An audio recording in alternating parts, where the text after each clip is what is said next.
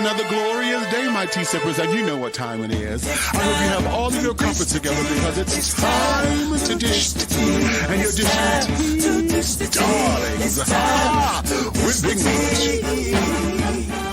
Can't wait. It's time to dish tea with Big Meats. It's time to dish tea with Big Meats. It's time to dish tea with Big Meats. It's time to dish tea with Big Meats. Darling. Hello.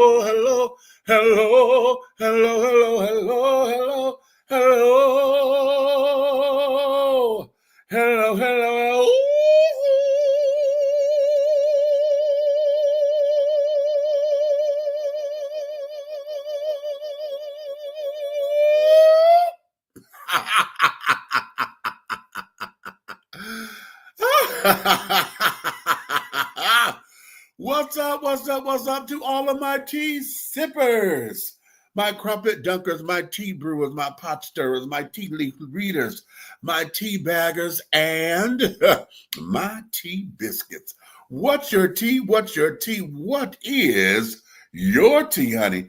It's another glorious day, my darlings. I hope you have all of your crumpets together because, darlings, it's time to dish tea, and you are dishing tea, darlings, with Big Meats. What's up?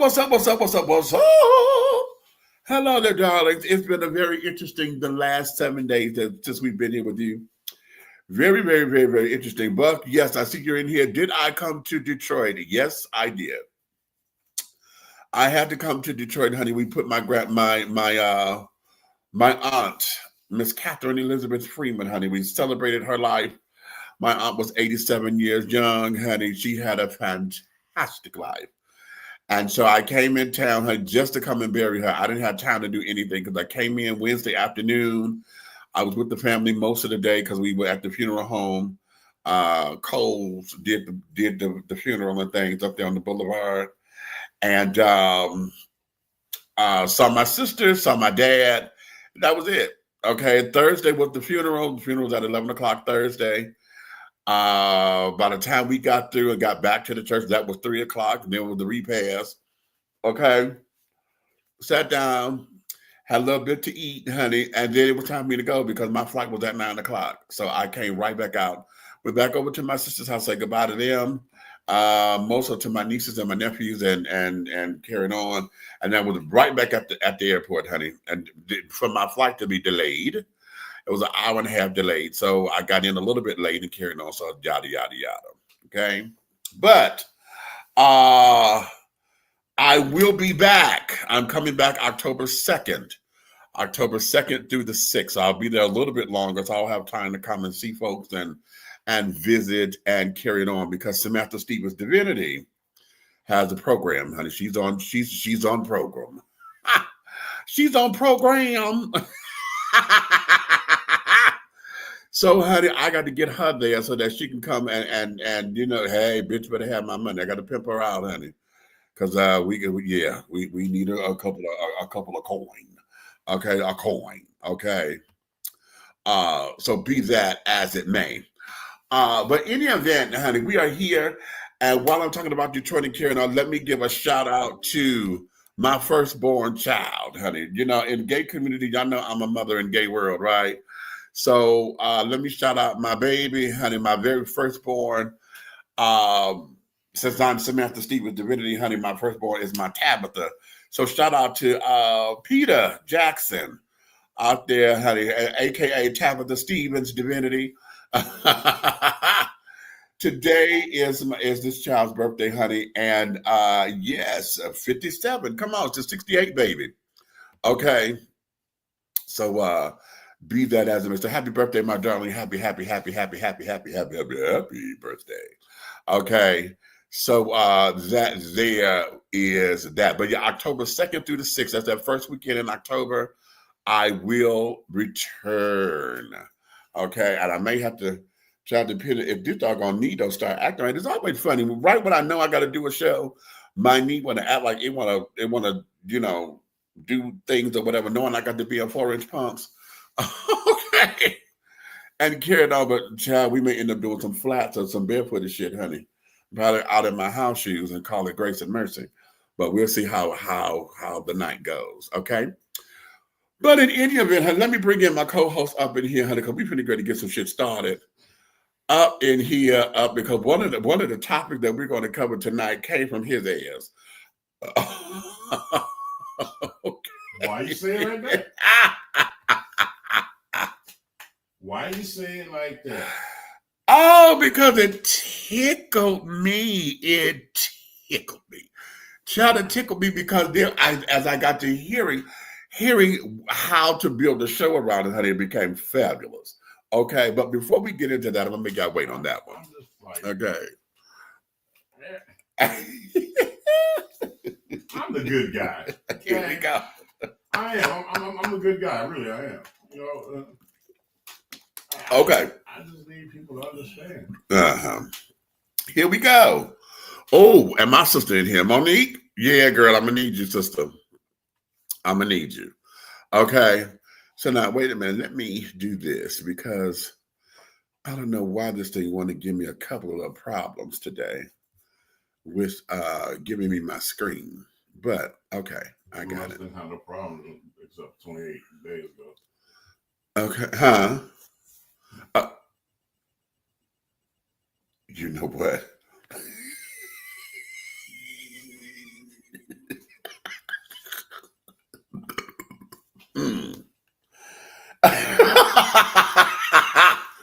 Yuck food. Okay. Yuck food. Okay. In any event, my darlings, we're going to go here. I want to start here because what we're going to get into today, I call today's show appropriate behavior before and after. Okay. What do I mean by that? Okay. I've made it ambiguous for a reason because oftentimes there are moments where, there's stuff that we supposed to do like before everything, right? This is before you land a date, before you get the job, before you that before period, right? There is such thing as as appropriate behavior, or should be appropriate behavior, to say, okay, da and da da da, and to put it in layman's terms, most of the time that appropriate behavior before the scenes is usually when the representative shows up, right? That there is when this person here either says all the right things, do all the right things, or whatever, try not to be a klutz or a ditz or this and that, right? But then comes the after, when we got, now that I got the gig, or I got the girl, I got the guy, this, that, and the other, then it becomes, what do we do? And then the behavior. Is it a behavior change? Is it a behavior this? Is it a behavior that? When is it appropriate? What is appropriate behavior before and after, right? So now let's get into this. Oh yeah, of course, darling, anytime, okay? Anytime, okay? So now let's go into, wait a minute, where am I? Okay, right here. And I want y'all pay attention to this. Listen to this, and let's go. Can you hand me the okra, please? Sure. Thank So how long have you and my daughter been dating? you. You want to tell her, babe? About 2.5 months. Yeah, about 10 weeks. Not 10 weeks. All right, that's not that long. Okay. Hey man, look. Tell me what you like about him, man. Oh, Because this one right here, man, this is my heir. Oh, Dad, I you love doing the this since the first most. day I met him. You doing the most, Daddy. That's enough with all that mushy stuff. Stop hating, man. I ain't hating. Yeah, yeah. So what you like about him, man? What's not to like about it? I mean, beautiful, Right. Just like a mama, man. talented, Yes. Yeah, just so like my smart. baby. That's my baby. No gag reflex. Babe. No, they didn't grow up in the project. They grew up right here in the East. Oh heavens no! I ain't seen them on no prejudice. I said no gag reflex. That means she get dick punched down the throat without throwing up. No, he don't. Head hunter, what are you I don't talking about? know. Head hunter, gobble gobble turkey. Corey. I met your daughter. Actually, I met your daughter. We about to flip your daughter. Oh, Daddy, that's not true. No, Corey, it you do is. not have to give And then every he- single detail. He had got drunk. What? Yeah, No, yeah, no, yeah. no, he got drunk. He had the dip, so I fucked in the back of the towel. That's how we met. Mom, She was Mom. good over here ever since. You know what I'm saying? What? I'm gonna kill this thing. No, it's not true. Telegram You're bell. doing too much. Telegram bell. Cutting up. What is Telegram? What Oh, is that? What is Mama, that? it's like the modern day Yellow Pages. Don't worry about it. Corey, Daddy. I'm telling she do it, man. I can hold my phone in. No, Corey, you do not. You do not. I think this is enough. Daddy, no, please sit down, Daddy. You got to go. No, You got to go. no. Dad, Mama, Daddy, please. Corey, that is enough. Babe. You ain't gotta go. No, Daddy, please, Daddy. Corey, you are doing too much. Mama, we just gonna leave. We'll be back. How they make us such Just stop. He said, how they mad because you suck dick? Wait a minute. Wait, bitch, wait. When I saw this, I had so many reservations about this. Okay, I had so many reservations. But before, let me do this. Let me do this because y'all always, I get in trouble because if I start with the lady side first, or what y'all may seem to be gay shit, it's gonna be a problem. So let me start with the dude. Okay, I'm gonna start with him because the question becomes, was he wrong? Huh? And before I get into it, put in the comments, the question, was he wrong? Was he wrong? Because apparently he answered the question, didn't he? How did you and my daughter meet? She was going to get slid on. Okay. So he answered the question. Okay. Isn't that one rule? Don't ask me you don't want the answer to, right? Okay, I thought that was rule. Right? Okay. So was he wrong? My sister said yes. Monique said yes. Why? My other sister said yes. Oh, both of y'all in here. Oh, shit. Okay. Both of my sisters saying it. Okay, why was he wrong? Let me hear why you think he was wrong. Put it in the comments, okay? Oh Lord, if my niece come up in here, I'm gonna scream. Okay. But why was he wrong? Okay. Now, okay, because he sat up there. It's already apparent. Okay, now he got a few little table manners because he's eating right. He ain't necessarily slopping and carrying on. So he got a couple table manners. So he knows his way around being with folk. He Okay. might have been taught not to lie. You know what? I'm not with you. Everybody say, I'm so sick of the world requesting certain things, and then when you give it to them, that's a problem. I mean, Lord have mercy. Don't ask me, tell the whole truth and nothing but the truth, so help me God. Now, when the man do it, he all messed up. Okay. So right, because that leads to his final statement before the video ended. He say, how they mad because you suck dick? Well, if you really think about it, may I elaborate on that? Okay. If you really think about it, just because she get busy on the glizzy don't make it his doggone busy. They should have been focused on Glizzy Master over there. Here's where they was about to, because Mama turned around. What the fuck?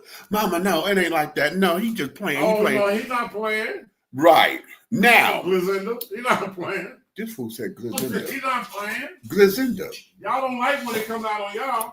But okay. You'll run out and tell every female about a greasy face. Right. But you don't like you don't want to know.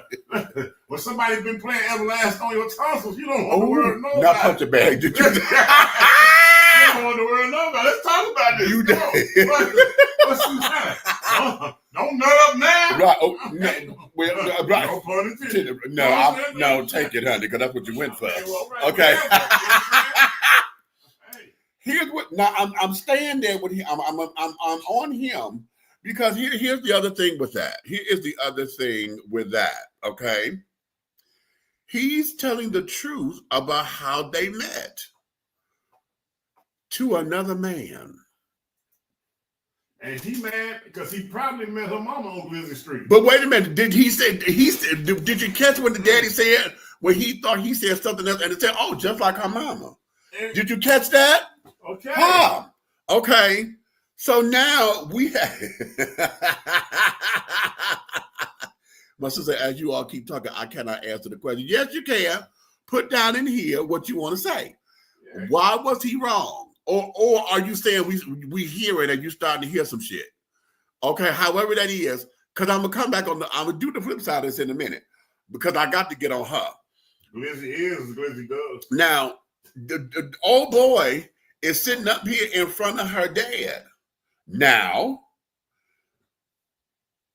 as he's talking, dad is sitting up here instead of shutting the conversation down, because maybe he felt he was inappropriate with his language or whatever. Daddy didn't shut that conversation down. He asked another question that doubled down on that. And then old boy was like, well, no, this is what really happened. And then dad was trying to, oh no, she ain't from the project. Oh, what the fuck you mean she ain't from the project? That bitch, we met her pretty good to run a train. Okay. Okay. So that there is where we are. So let me ask y'all this. Are you mad at the boyfriend or at the daddy? Because the daddy should have shut all that shit down right at the beginning of that. Because what did he say? Oh, I met my baby and he said something real cute, right? And then the mother says, what was it? How long have y'all been knowing each other? About 4 years. Oh, that's not long. That's not bad. And how did y'all meet? And then it became, a whole another. Wait a minute. Okay, wait a minute. Okay, Monique said you mad at both of them, but she said, "What? I don't think he wants to be with her." Why do you think that? Why do you think that? Because okay, now here we go. Because I knew that was going to come. Well, he must not want to be with her because, he telling all their business and this, that, and the other. He had no respect for her and blah, blah, blah, blah, blah. But he was telling the truth. Okay. And here's where it is. Now, y'all know, now both of them, listen, now these are both of my sisters I'm talking to right here. They know how I am with them. Okay, because I am the one that I go for context clues. I go for baby when they used to bring boys over, especially damn the dancers, because they always bringing over them male dancers and shit. I sat down there and I how they dressed, how they did. I didn't give a fuck. It could be the way how they said the word bathroom. That if it had a little twang to it, it would piss me off. Okay, all right, and this, that, and the third. Okay. Well, okay. Okay. So, I did that with them. And so I always told them, if a dude comes in like this, okay, and doesn't necessarily respect you enough to at least have a broad overview of like, you're talking to my parents, you're talking to this, then you need to watch out for that. But the flip side of that coin is this. If you know this a hood motherfucker, don't bring him to the house. If you know he hood, if you know he gonna sit down here and not know how to control his mouth, if you know this. The first red flag, he just meeting him first time and having dinner, right? Yes. And he says, well, you go ahead. You want to tell him, baby, when you passing babies and stuff in front of mama and dad, right? On first sight, you shouldn't have bought him to the house. Right. That was your warning. What was going to happen? That was the calm before the storm. So that there is where this is. If you know you're dealing with hood, you know hood dick is just gonna be just that. It is rude, it is disrespectful, and all in the name of truth. Monique say that's why you keep making hopes. That's my sister. Okay.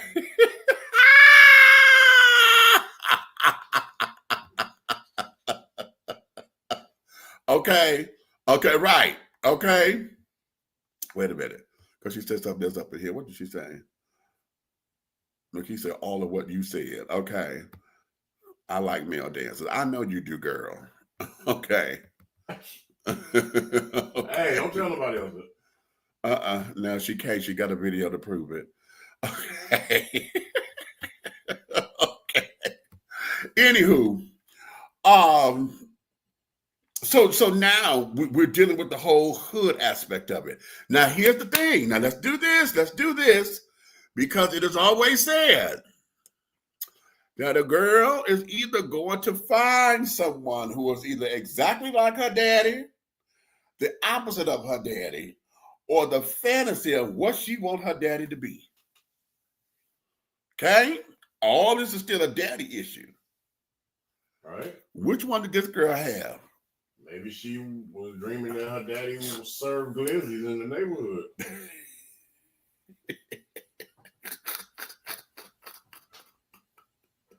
Wait, Mo, better than the Tubi movie. You better stop, girl. Shit, he went outside. He was like, "Turn right up, get your glizzy." Okay, right. Get your glizzy. So, I'll take two. Right. So now, I mean, here's where we are. Now, when you go out in the street, right? Listen now, you go out in the street, right? As a male child, they say a lot of guys look for their mother. Right. Right. Right. I didn't look for my mother because I didn't want my ass whooped by somebody I'm dating. How about that? My mother was, yeah. How about Yeah, that? you talking about karate kung fu? Right. Yesterday was her birthday, and I thought about somebody she doggone Split. She Just split it. But at the end of the day, so we look for our mothers, but we look for, you always gonna get the girl that your mother don't like. Why is Always. that? Why is that? Well, because your mother wants you to bring home the good, wholesome girl. Uh-huh. No matter what her path in life was, she wants it corrected through her children. This is true. Okay, go there, go there. So when you come home and you bring home smutty Samantha, you know what I'm saying? She come in the door, you know what I'm saying? Oh, nice to meet you, ma'am. And she church hugging her like this with her left hand and hand job you behind her with the right. Right, right. Like your mama not in the same room. Right. She don't want that for you. You want it for yourself. Let me go one better. Because oftentimes, now let's take the negativity aside, because there are just some girls who are just too much, and we already know that, right? Some girls are just too much and really is out of your child's league. And you know that, whether good, bad, or indifferent, because they could be like, they may be a little too bougie or whatever, and it could be the come up, and your child think he could get the come up or whatever, and it's really not that because she's using him to make somebody jealous, all that shit. Or it could be that this bitch is just too experienced in the world and gonna take you on the loop, right? I mean, I came walking down the street where I told you. I came walking down the street with a 32, 24, 32. Right.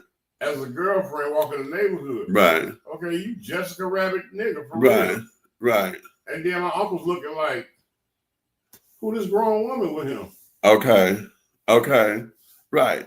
And it was so crazy because she was grown. Was considered grown.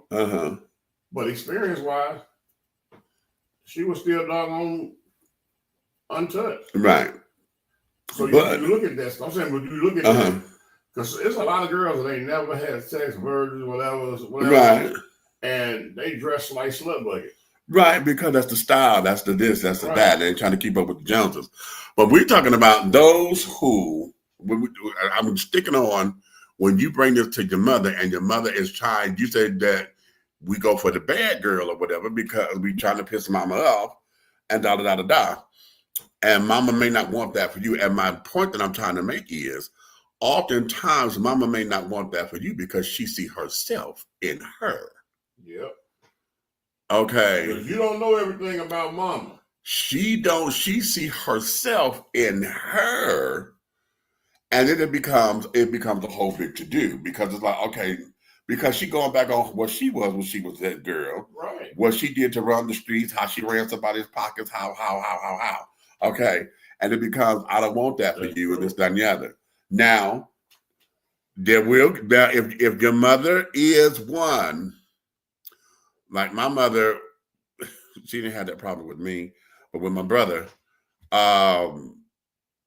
she was really into trying to school him on the pitfalls. Right. Okay. Boy, she would say, okay, you're gonna have to tighten it up because you're letting her get out of hand and she's doing a little bit too much of that. Okay, right? She was good on that.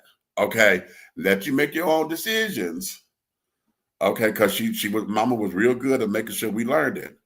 But at the same time, she was trying to school it. But if it was somebody who she did not like, just period, flat out, don't bring that bitch to my house, there was something wrong. Mm-hmm. Okay, there was something wrong. And that there was always the keep it, have your eyebrow raised on it. But of course, when you in love, you did, or so you think. Okay, man, look. Okay. All right. I ain't gonna sugarcoat this conversation. I'm not doing it. What? Okay, how much you talk? I'm not doing it. What? Now, everybody in here everybody remember like in the morning when you're growing up as a kid, like your mom is getting you ready, wish you off to school, you know what I'm saying? She may make your lunch, you know what I'm saying? That last hug in her, before you out the door. Well, you know what I'm saying? Girl, you go catch the bus, so however you get to school. Now, everybody went to school happy, right? Back in the day. Uh-huh. Because mom saw you off, or mom dropped you off, right? Uh-huh. How many of y'all, and I don't expect nobody to answer because nobody likes to answer this question. How many of y'all, before you go out, it's in the colder climates, that your mama licked her thumb and she doggone cleaned your face? Right. She licked her thumb and she cleaned your face. And she send you on your way, which is some old school, disgusting stuff I've seen. But at the end of the day, back to what he was saying. Here you go. Mama didn't want you to come home with who she used to be or who she still was with your dad.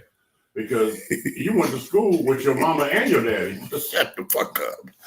See, I knew your ass was going some goddamn where. I can't stand you. If your mama thumb tastes like Vienna sausage. Shut up.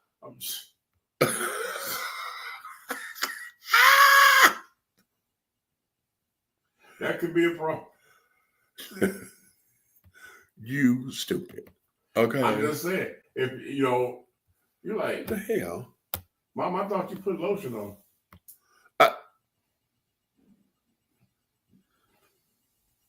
I'm gonna hit this So one. just remember, both your parents were with you when you got on the bus. I'm gonna hit him. Okay. Shit.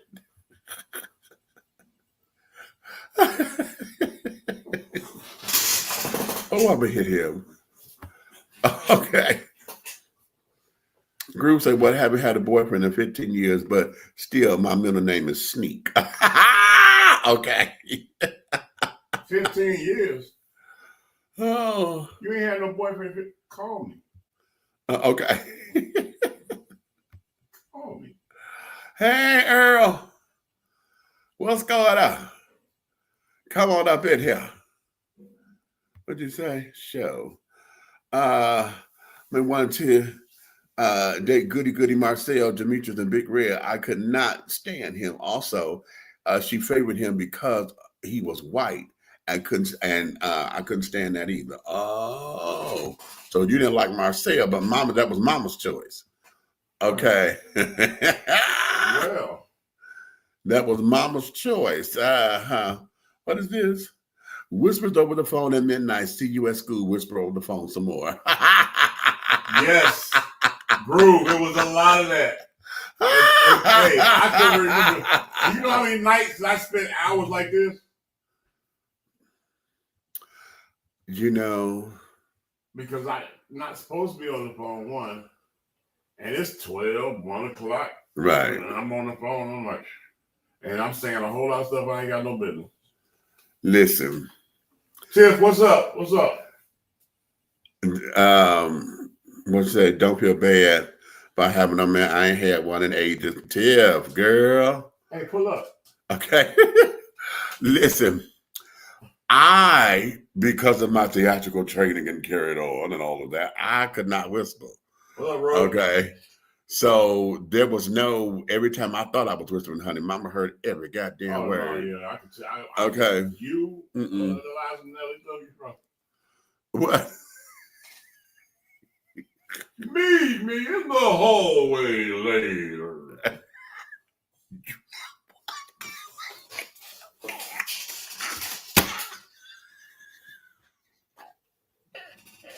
On top of the gymnasium.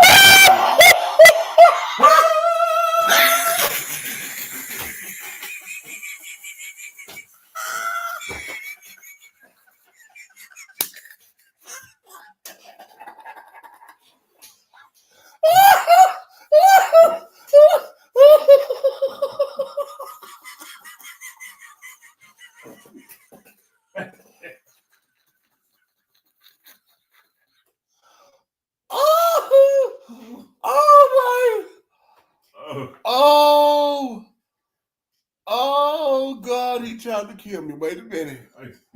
Oh, Jesus. I can see you. Oh. Me down this thing on. Oh. Cat on hot tan roof. Oh. Oh. Oh. Wait a minute, Mom, what you say? That's why we fucked up now, no sleep. Okay.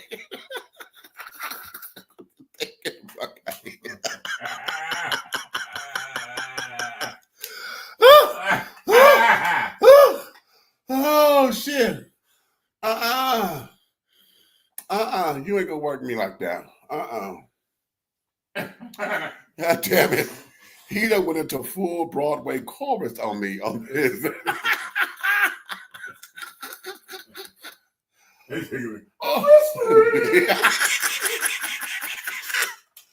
Oh, God, today and every day. Oh, I'm weak. I'm weakest and shookest. Okay. Oh, God, wait a minute. Give me a second, y'all, because damn it. I can just see you trying to win. Oh. God.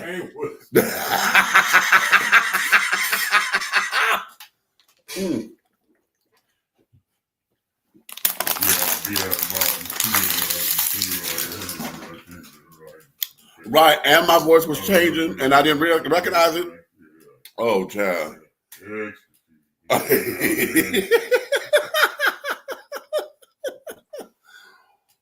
Oh, so.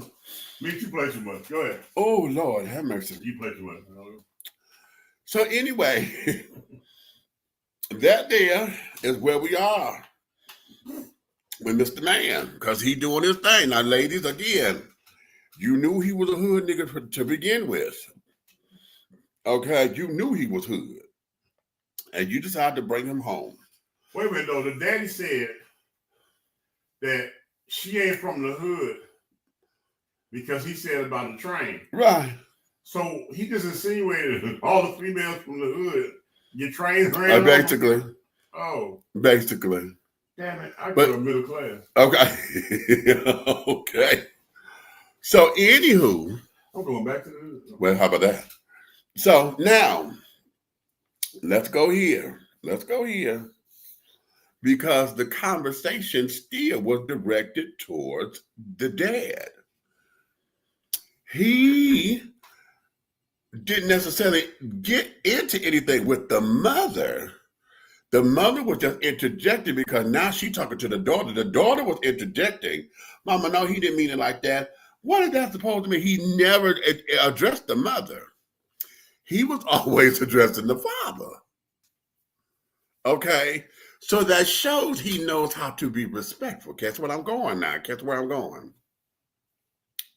So now, let me put this on the other side, because now I'm going to go for the girl. He thought maybe the daddy was a pimp. Boom.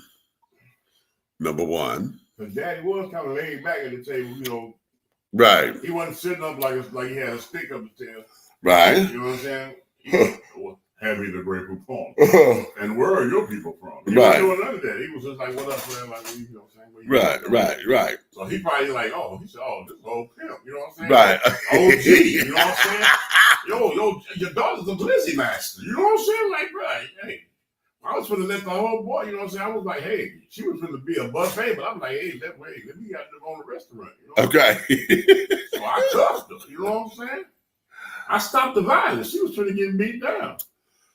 So here's where it is. Let's talk about little Miss Thing. Because apparently, either she don't know him like she say she does, or you was expecting this kind of shit to go up because she was nowhere near all that frantic in the conversation. You know, did you hear her say, you are explaining to, and nobody told you to go into all that kind of detail? Not shut the fuck up. Okay. Nobody said for you to go into all that kind of detail. You didn't have to do that. Please, now you don't do that. Don't sit here. Okay. I get on you. Don't. What? Don't sit here and be a hypocrite, okay? What are you talking about? Because you're a proud hoe. You know what I'm saying? Okay, so why you got to be the only proud hoe on the planet? Well, this ain't about me though. But it's about her. She's a proud hoe too. But this is her parents. She's distant. But pride. Wait a minute. Understand? No, hold on. They don't keep their parents at home. Hold on. Hold on. Because she's sitting up here trying to get him to shut up and not go there. But she's not embarrassed about her glizzy skills. No, she's not. And that's okay. So I'm going there. See, this is where I'm going. This is what I'm saying. You're not trying to actively shut him up. For what? Okay. You're not actively trying to shut him down. Really even eat her food. She was full.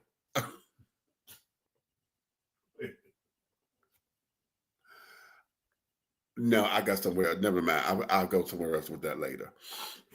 No, honey, it's to keep everything clean, honey. You don't eat. She kept it clean. You don't eat. You don't stuff, honey. When you know you're going to partake. Anyway, well, she's greedy.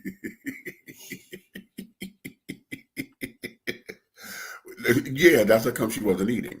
Okay, so. But I bet you. What? It's crazy. Remember how we talk about these generations and their mentality? I bet you his behavior turned her on. And that's where I'm going. Come on now with it. Come with it. His behavior took her down a land. Yes. Yes. I'm proud of you. She probably over there like, ooh, I can't wait. Wait until we get her out of here. Because she going to be laughing and glizzy. Because now it's the setup. You know what the setup was because you did that shit on purpose just to get them upset. Okay. See again, here's where I'm going. Because this argument was it appeared to me like she set the parents up for that. Because she wanted to be the rebel. You know, I want to sit down here and make you squirm and get upset and this, that, and the other. I know you don't like him kind of thing, but that's my man. And ain't nothing you could do about my man. You know, that kind of shit. Okay?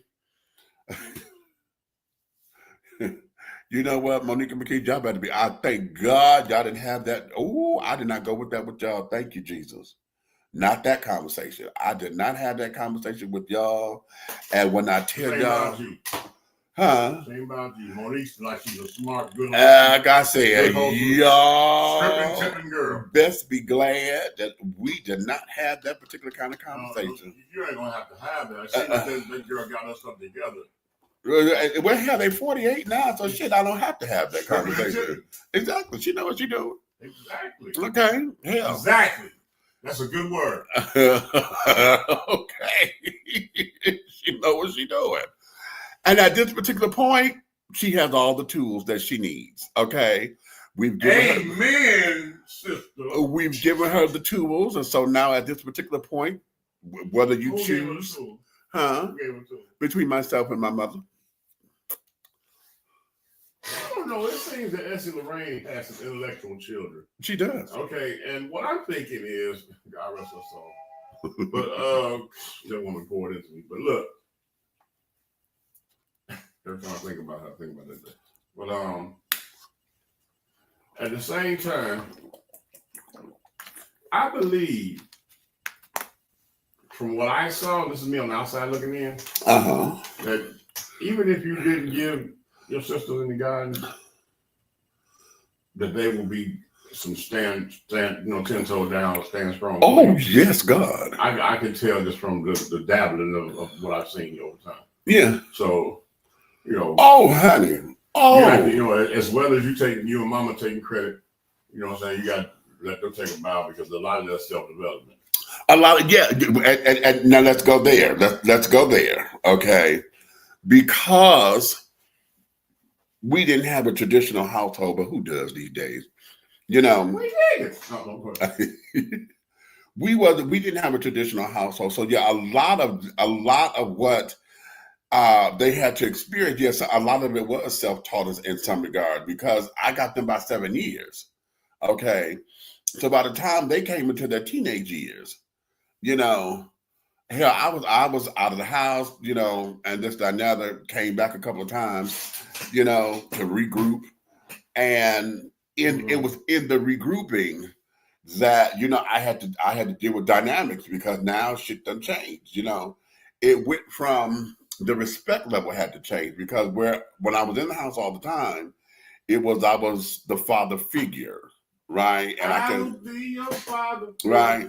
And then when I left, I had to come back to leave again. It became, you ain't my daddy, you just my brother. Right. And so because we had that dynamic going on, then I had to see them as teenagers because, when they were 16, I was 23. So, right. So at that particular point, it's like, how was that for you to be in control, right? And then you come back and you can only use the remote control. Shut up, fool. Now, how was that for me? There's got to be a change mentally. It was. As being in leadership, you know what I'm saying? It was. Here's where it became that. Was your babies? Yeah. When you left. Yeah. Right. And coming back home and having to regroup, it became that whole dynamic of they my babies when they wanted something from me. Okay, Michi, and they said my baby sister McKees, Michi, because she had that soft little voice. Even Mama knew that. They said they always send McKees to do the dirty work.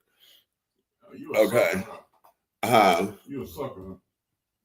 Not necessarily, but okay. Lies. I'm sorry. All right. You've been waiting to do that. I've been waiting to do that. You've been waiting to do that. Yes. Okay. He's been holding on to that one. Woo. But the adjustment, right? Okay.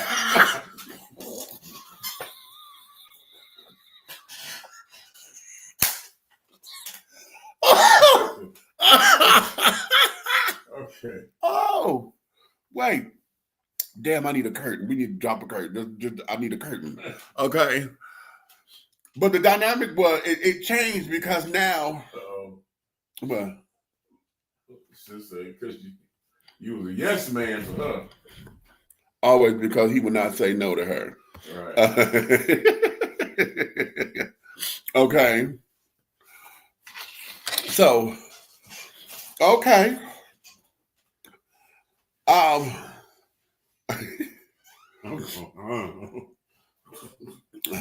So,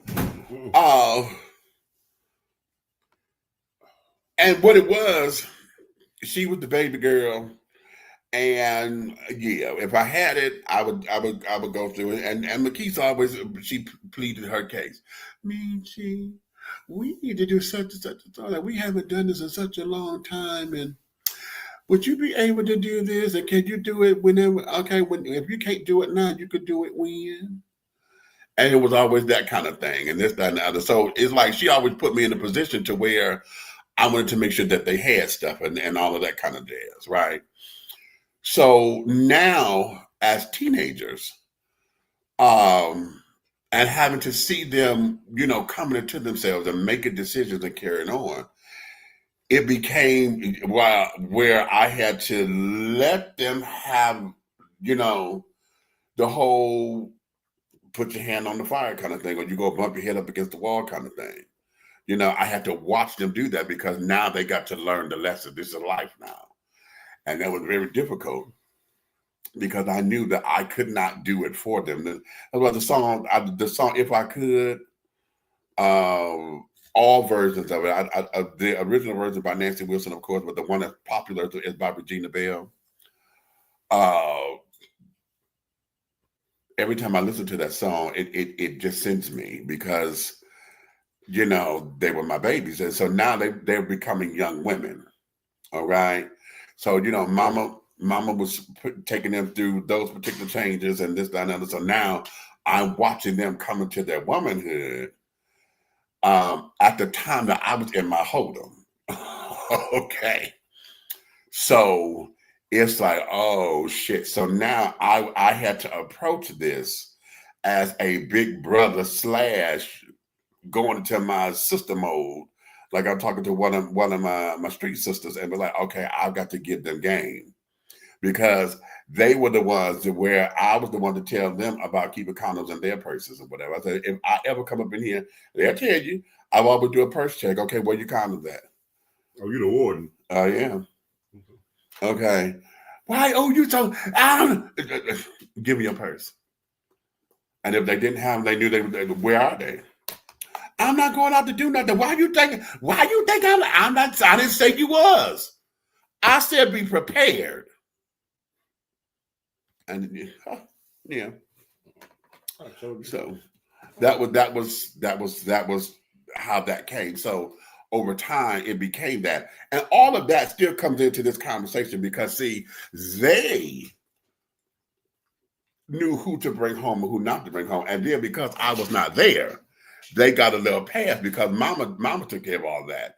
Or I told you, take your punk ass on somewhere. You ain't gonna tell me who I can doggone run punch with. You know what I'm saying? I ain't with all that. Go sit down. You in timeout, Michi. In the corner. You know what? Shut the fuck up. Okay, because they knew damn well they couldn't come to me like that. I think Monique would have checked. Monique tried, and she got her ass whopped. Really? Really? Huh? Ask her. I mean, as soon as we get off the call, soon as we ask her. Don't worry about it. I got you, Mo. Soon as we get up off there, I'm gonna swell him up. Don't even worry about it. What's wrong with this man? Okay. Ask her. You should have never told me that. Never told me that. Shit. I'm gonna show you how to do it.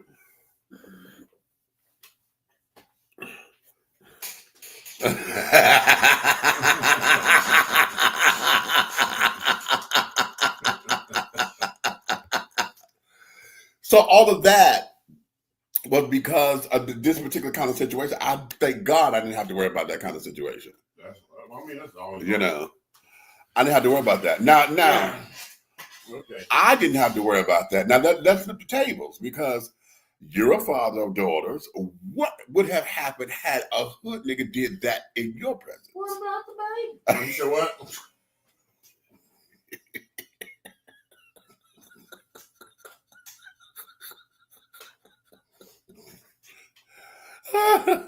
Wait a minute, Monique said what? It's okay because I needed it at the time. Yeah. Hey, don't be gloating and flexing, bro. That's not a gloat, honey. That there's just, it was life. What it was. I'm telling you, don't do it. It was just life. It was life, honey. No. So that there is that, but we didn't have that. So as a father, if this situation played out with you, okay, I mean, it probably would have took about 2-3 years to fight the case. Oh, you know what I'm saying? But what case, nigga? Oh, he'd have been in that chair when they got okay. What did daddy say? Oh, yeah, no, don't go nowhere. Be here when I get back. See, that's the problem. He had to go, right? Right. I think you know me. I don't have to finish my statement. That's why I put it up there. Because see, you know me. You've been around me enough to know. I ain't got to go nowhere. Listen, a lot of that is that, okay? But again, we're talking about appropriate behavior. Now, let's take it to the subject matter. Because appropriately speaking, right? Appropriately speaking. Now, I'm sure this is some kind of skit or whatever, because then again, maybe, well, for this, I knew this was a skit because I'm listening to the language and carrying on. So this is them putting it on. But I know situations where this is not, because it may not hit this particular kind of language, but it's been similar. Okay. I mean, I've seen, okay, I put it like this. I've been at tables where it's multiple couples, like teenage couples, right? With the cool parents that that cook dinner for everybody, right. And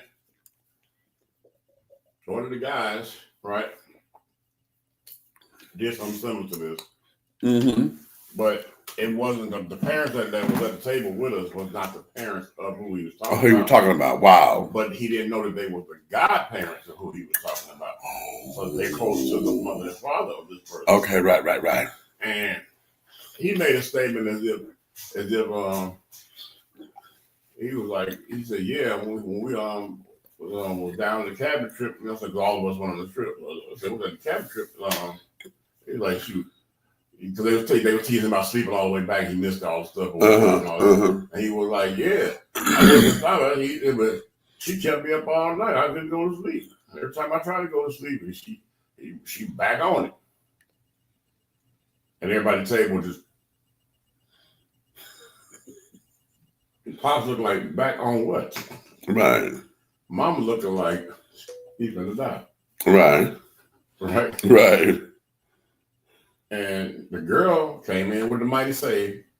Of course, I always give women points every time I think about this, because you all are really quick with it, the cheating and all that. So look, she was like, "Oh, he was getting mad because he was picking on me all day, and I told him I was gonna wait till he tried to go to sleep. So every time he tried to go to sleep, I'll tickle him."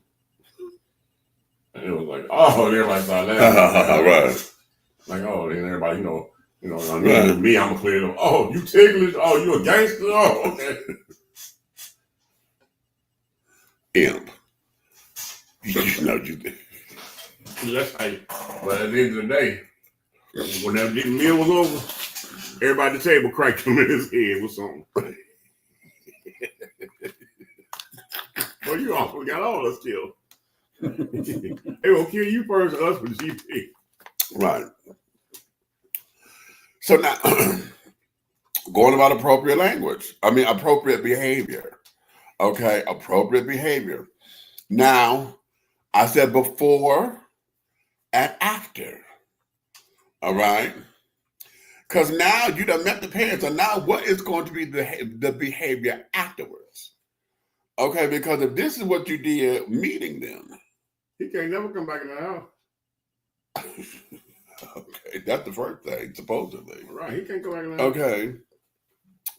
But here's the thing. If you still fucking with him.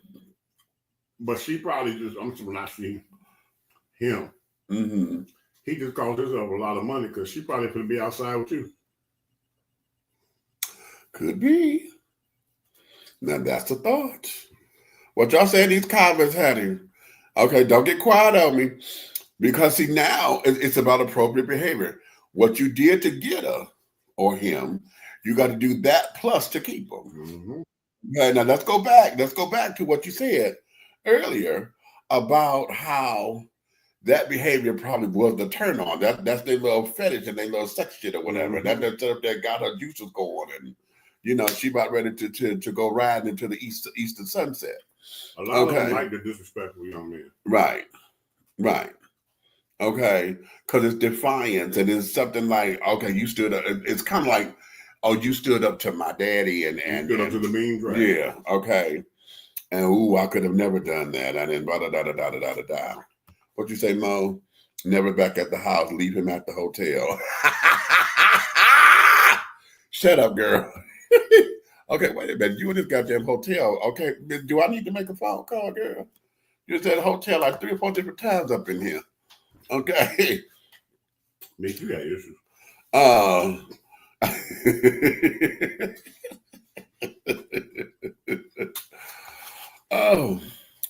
But nonetheless, we talking about appropriate behavior.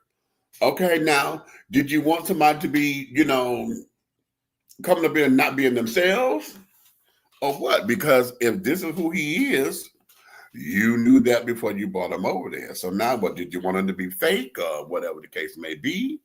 What's up? You're supposed to bring him to the barbecue where it's 50 people or more, where there's no actual sit down and direct conversation. Never got to that. Girl, I'm so sick of you. She got it right. She got it right, sis. You're right. Take that nigga a clamshell. Get him on styrofoam clamshell. Fill it up. You know what? I'm laughing. Because, girl, that's on mama. That's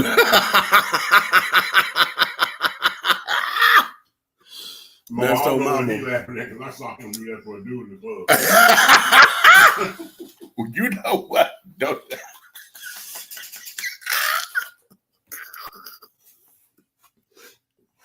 So you gonna do that?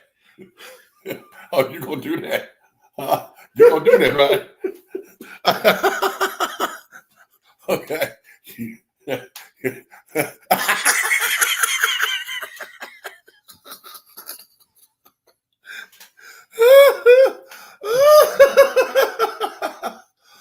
Oh, God bless America, honey. You know what? He loved telling that story.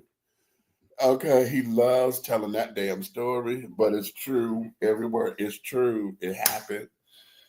And I wasn't thinking about it like that. You want something to eat, baby?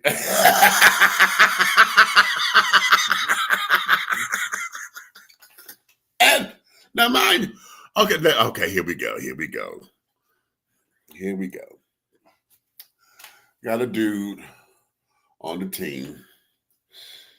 When I first met him, and he's not being like he's not like I normally go for folks, right? Because I like big guys. But it's just something about his goddamn aura, honey, that was just, I was like, who in the fuck is he? Right? So as a heterosexual man or whatever, he know I'm gay and this, that, and the other, but they like to joke around. And I kept telling him, stop fucking with me. Okay. Because you're heterosexual. So what ended up happening was we were in the studio at school. This child bring him to the studio, right? Because we working on the project. So they teasing me and carrying on this, that, and the other. And I had done something. And then this is when they first started saying that I'm a pimp. Okay. I forgot what it was I did. I there's some guys I was juggling around or something because I was in the studio. And it was like, damn, fuck, what's wrong with your phone? And I said, I was supposed to be, meet your pimp. Okay. So that's when they started all that shit. And I was trying to get them, to leave me alone. But then brother man kept going. And I said, you gonna keep fucking with me and I'm gonna make you my heterosexual husband. And did. Okay. And he thought I was playing. And so I started calling him my heterosexual husband. And that was cute, right? And that's all. It's just a title and carrying on, blah blah blah. So when I say H2 or whatever, I'm talking about him. Well, this particular day, now wait a minute. No, let me add something here. Let me add. I did not realize how long his hair was. Okay. And this particular day, Be outside something. If you don't look good, we don't look good. This particular day, it was Red's birthday, right?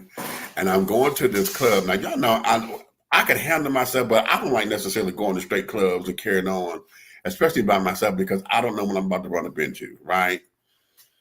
Now, and then I'm overdressed because I don't know what the hell I'm supposed to be, right? I'm in my black and red and carrying on. I got my red handkerchief with me and shit. So I'm coming up in here doing the do. Heterosexual husband come up in here and his motherfucking hair. He had a cold body, bitch. And I was like, right? I was perclipped and just gasped for air and carrying on, right? Then on top of it, now catch this. Now this is where I'm on top of it. This is when I met my nephew, but before I made him my nephew, honey, this little motherfucker come up in here sick and was right, and I'm like, oh, right? This child is over here laughing at me. Okay. I mean, laughing hard. Okay. So I'm like, okay, fine. Well, H2 did not have, he didn't have no coin on him that night, right? Because, you know, we balling on the budget and carrying on this, that, and other. So what had happened, you know, this birthday setup, well, they gave us wings and all, you know, just a little food and carrying on. Well, he trying to have a little bit of pride about himself and didn't want to, you know, he trying to be cool and let everybody know his pockets was weak. So I, you know, saw him standing up there and carrying on, and I turned around and y'all know, I said, baby, you hungry? Right? Now y'all know I say baby to everybody, so I was not thinking, you know, this is me. Baby, you hungry? Right?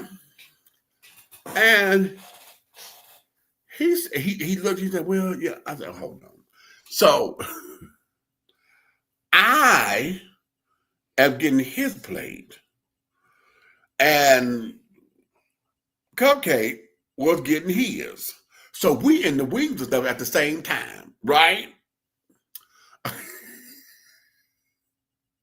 So I done got this, and you know, I'm making them a little plate and carrying on, and you know, did the little day, got him some French fries. And I said, you want something? You know, you want some ketchup? So I got, you know, and I gave him the plate, and you know, gave the plate first, and then I forgot to give him some napkins. I took the napkins, I gave him some napkins, and this, that, and other. Then I noticed, I said, wait a minute, you want something to drink? He said, yeah. So then I went and I bought a pitcher of whatever it was. I forgot what it was. I went and bought a pitcher. And so then I poured him a drink and gave him a glass. This fucker sitting over here. Now, wait a minute. It was the day of the big, because Big Red, Big Mike, Big Meech. There was another big up in there. Who else? Big Smooth. Big Smooth. Okay, it was not a big. Everybody big up in here, right? He goes to, who was it, Big Mike or was it Smooth? Smooth. They talking. I didn't know Smooth overheard me. So now Smooth is sitting up here. They in each other's ear. Nigga, are you watching this? Are you? So now he feels Smooth in on the heterosexual husband shit, right? Now they clouded the shit out of him. Okay. And it's a private joke because they the only ones and me know what is happening. And it just became this whole big old thing, right? So now it has been, every time we tell this story, he likes to tell the story that I sit up there and, you know, babied him, and basically was just basically his bottom bitch up in the damn joint, you know, and a straight man got a sissy boy to sit up there and basically be his bottom bitch at the club. Stop playing. Show how you get in the wings. I just got the wings. There wasn't nothing special about that.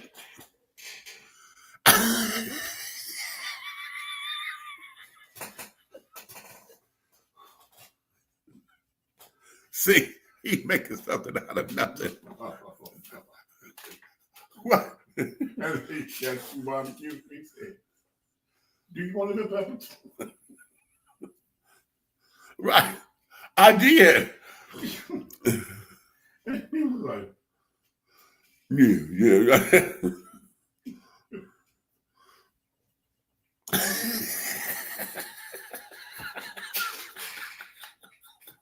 "Go."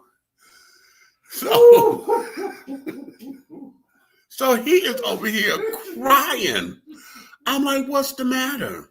Right? Because I didn't think it was a joke. I'm like, what's going on? I was picking out them wings like you was in Victoria's Secret picking out panties. Well, you know, one of the I like the fats, the drummies. Everybody else like the flats.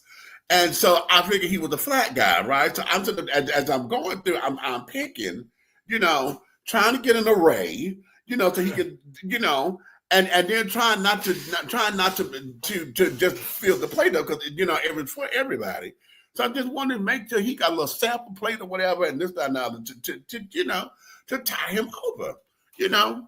And then to keep his dignity. Now I'm trying to do this to keep his little dignity or whatever, because you know, hey, we all on hard times. But it became the thing. I don't care what you talk about. I know what I said. Okay.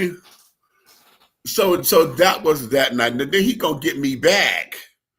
He got me back. Okay. The way that he do shit.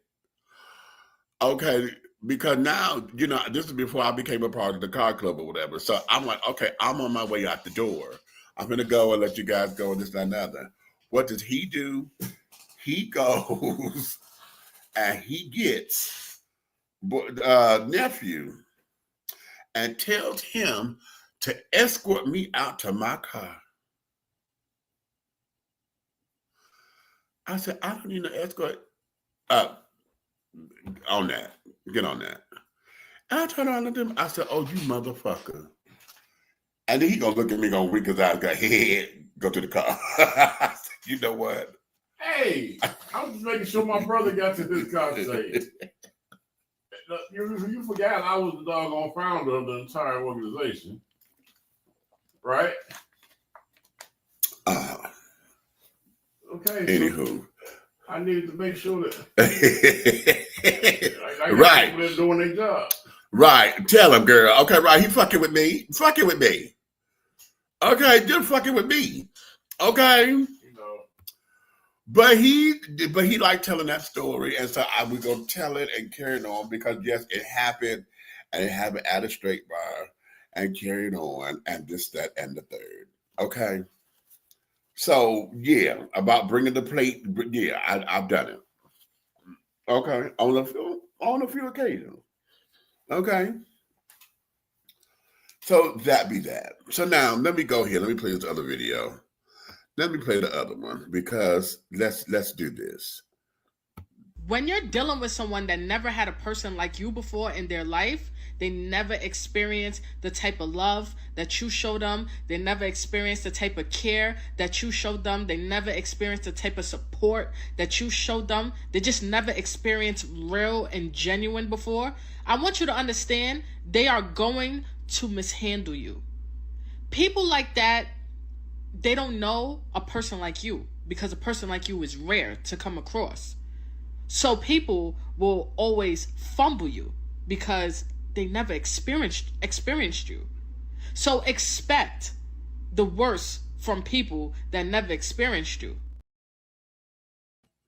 Boom. Okay, can we talk about it? Huh? She said what? Expect the worst from those who have never experienced you. Why?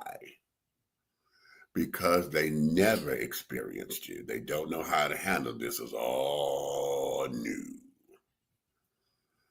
Okay, now how many of us have been there to where you're trying to understand why in the hell shit is going backwards or it look like it's going backwards and you doing this and you doing that, but yet and still, folks want to give you their ass to kiss. Okay. They want this, they want this, they want this, but yet they give you their ass to kiss. and this, that, and the third. Huh? Again, we talk about appropriate behavior. That's inappropriate. Okay. Appropriate behavior before and after. You said that's inappropriate. Okay, exactly. Exactly. So what does that mean? What does it look like? Okay. What does that look like? Come on, y'all talk to me. When we're looking at people and going through the motions and things, you know, you are a brand, you are this, you are that. Okay. And is it safe to say that sometimes that some takers are mislabeled because they're in a newness and don't know what it is to be this, and so only thing they know how to do is to resort to what they know until they experience you in the fullness, or a lot of times it's too late, because when you got tired of it, you said, fuck it, never mind, I'm done. And then they had to go back and double back and realize what a good thing was. Damn, the one that got away, or ooh, that kind of thing. The cleanup woman, honey, the woman who gives all the love these girls leave behind. Okay, well, she said the reason I know so much about it is because she picked up a man of mine. Okay, so be that as it may.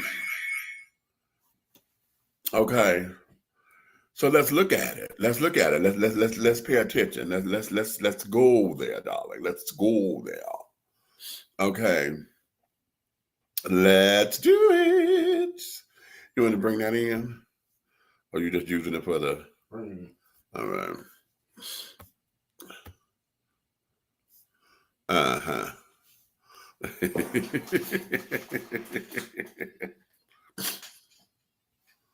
Okay. So there we are. Okay.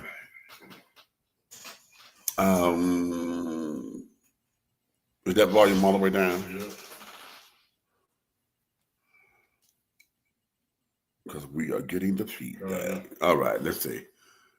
That's better because I don't hear it. Okay. So now, so let's look at it, people. Let's look at it. Let's talk about it. Let's be about it. Okay. Let's be about it. Let's talk about that fumble. Okay. Well, you ever been fumbled? Yeah. Okay, so Yeah. well, we already know my story. Okay. Okay. Yeah. It ain't history. It's history. Oh, how about that? But, Okay. I'll put it to you like this. Let's talk relationship. Yeah. Okay. A lot of people go into relationships trying to please each other. They want to fill in the gaps and be the nurturer and the captain, save a bro, save a hoe. And when you think about it, it's not about that. Let's do it. It's really about leveling up as a team. Because the 50s have already been destroyed economically. Right. So it takes both of you all to get to the level of the dreams that everybody's dreaming right now. But somebody got to stop taking. Right. If one of you all is 100% taker, you're not going to ever get to what you're trying to go. If God's not going to bless, your dreams of having this lavish businesses and all that stuff, you're not going to get none of that if all in your mind is what you can get out of it. I keep trying to explain to people. And I think I made a post about this. Didn't I? I believe so. I do believe I made a post about this, Meech. I do believe I made this post.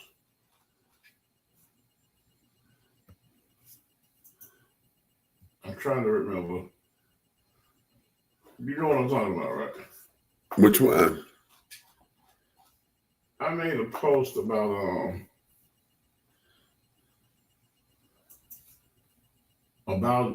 how people, what you pour into people. Oh, yeah.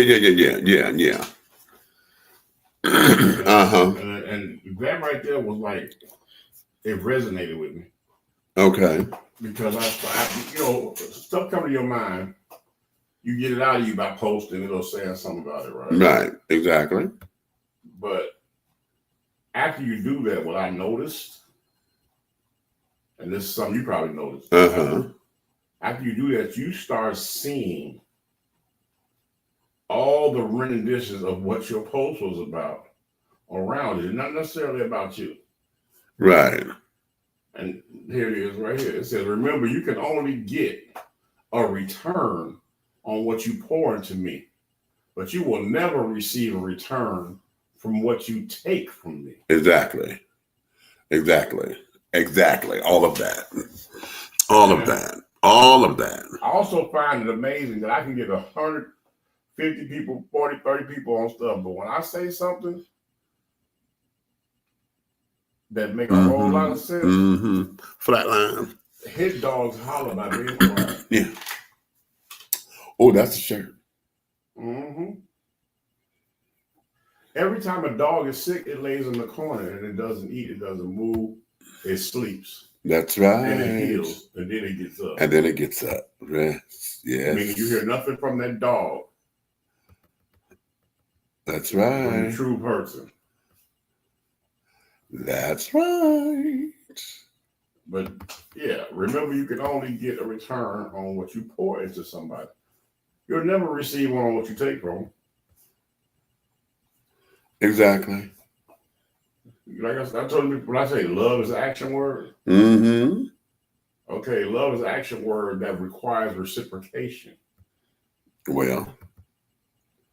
And it requires honesty, loyalty, and accountability. Well. And that's where the magnet flips without sticking. Come on.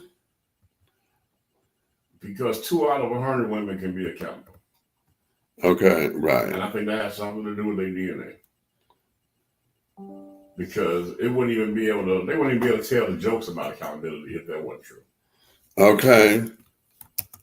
But again, you ladies always say, you want a good man, you want a good man, you want a good man. You want a man that does this. He provides, he protects, he makes you feel safe, you know that. And when you get that man, you put Diddy oil on your hands and try to play catch. Ooh, not Diddy oil. What is exactly a good man? Let's break it down. Well, you know what? I've been wanting to ask that question for the longest time because. What is a good man? I mean, because are you saying Ray that smokes a pound of weed a month? Is he a good man because he's temporarily financially stable? Oops. Not temporarily financially stable. Right, because he is bringing this money and getting money, but it's really a down payment for his book because he going to jail. Am I right or wrong? He going to jail. Let's go here, because what makes a man a quote unquote good man? And I've been asking this question a long time. And here's something that I found to be an answer. Because it was always flipped on me. Well, since you're asking the question, why don't you answer it then? Since ain't nobody answering it right. In your book. That part. Okay. And I say a good man is one who absolutely, unequivocally knows exactly how to express himself, knows how to take care of himself, knows how to care for his mate, knows how to establish a hierarchy in his life if he has children, to understand what all that means and how it applies to his life. A good man is one who has a sense of foundation. Whatever his spiritual beliefs are, whatever his foundation is strong, it's solid, it does not waver. It is a solid foundation. A good man is one who, you always hear about the providing and carrying on, but the question becomes, how does he provide? Does he provide in a positive manner Is it, or in a is it negative stable? manner? Yeah, and is it stable? Is it a stable income? Okay. Because right now, I still, what I'm still tickled about? Well, People getting arrested for selling weed or whatever when half of the country is legal. You know what I'm saying? right. You still running around here playing games, get locked up for something. You might get locked up Monday for an ounce of weed, and then Tuesday they sign the paper saying it's okay to have it. Okay, right. But you still got to do the time. But you still got to do the time because, yeah. Yeah, you call it before the signal. Okay.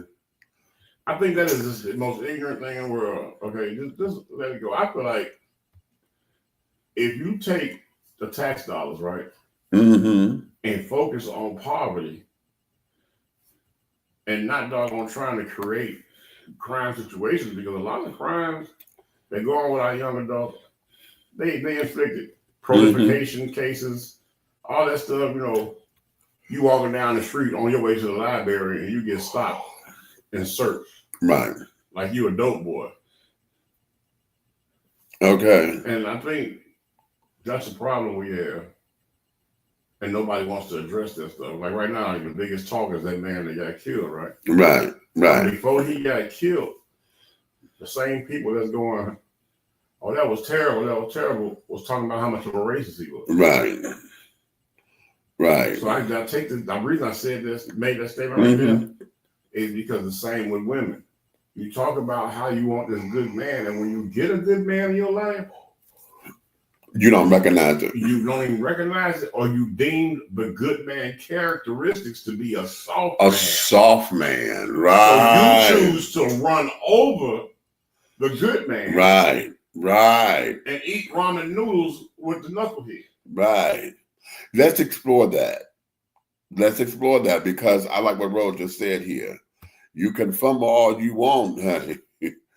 But someone is going to pick the ball and score, and you're left alone. This can happen. Okay. I've seen it. I've seen it. I've experienced it indirectly with other people, But if hold on, I can let you. If you know that you're married to somebody, right? Right. That has been fumbled before you. And you got a good man, courted to you, catered to you, whatever, everything, stuff that don't happen in normalcy. Right. You know what I'm saying? Queen treatment, right? Right. And you know that man that you have that's treating you like that was previously fumbled. Why you don't have sense enough to pick him up and run a touchdown?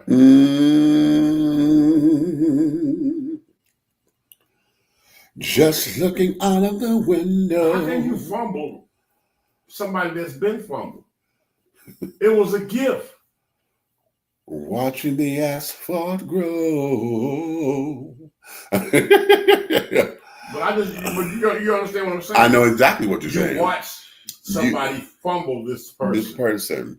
And you come in, you was not there to be the what they call the traditional woman or female or man or whatever. Whatever in those situations. Right. You were not there for that. You were there to be a healer, a confidant, a refresher, re-encourager of loyalty.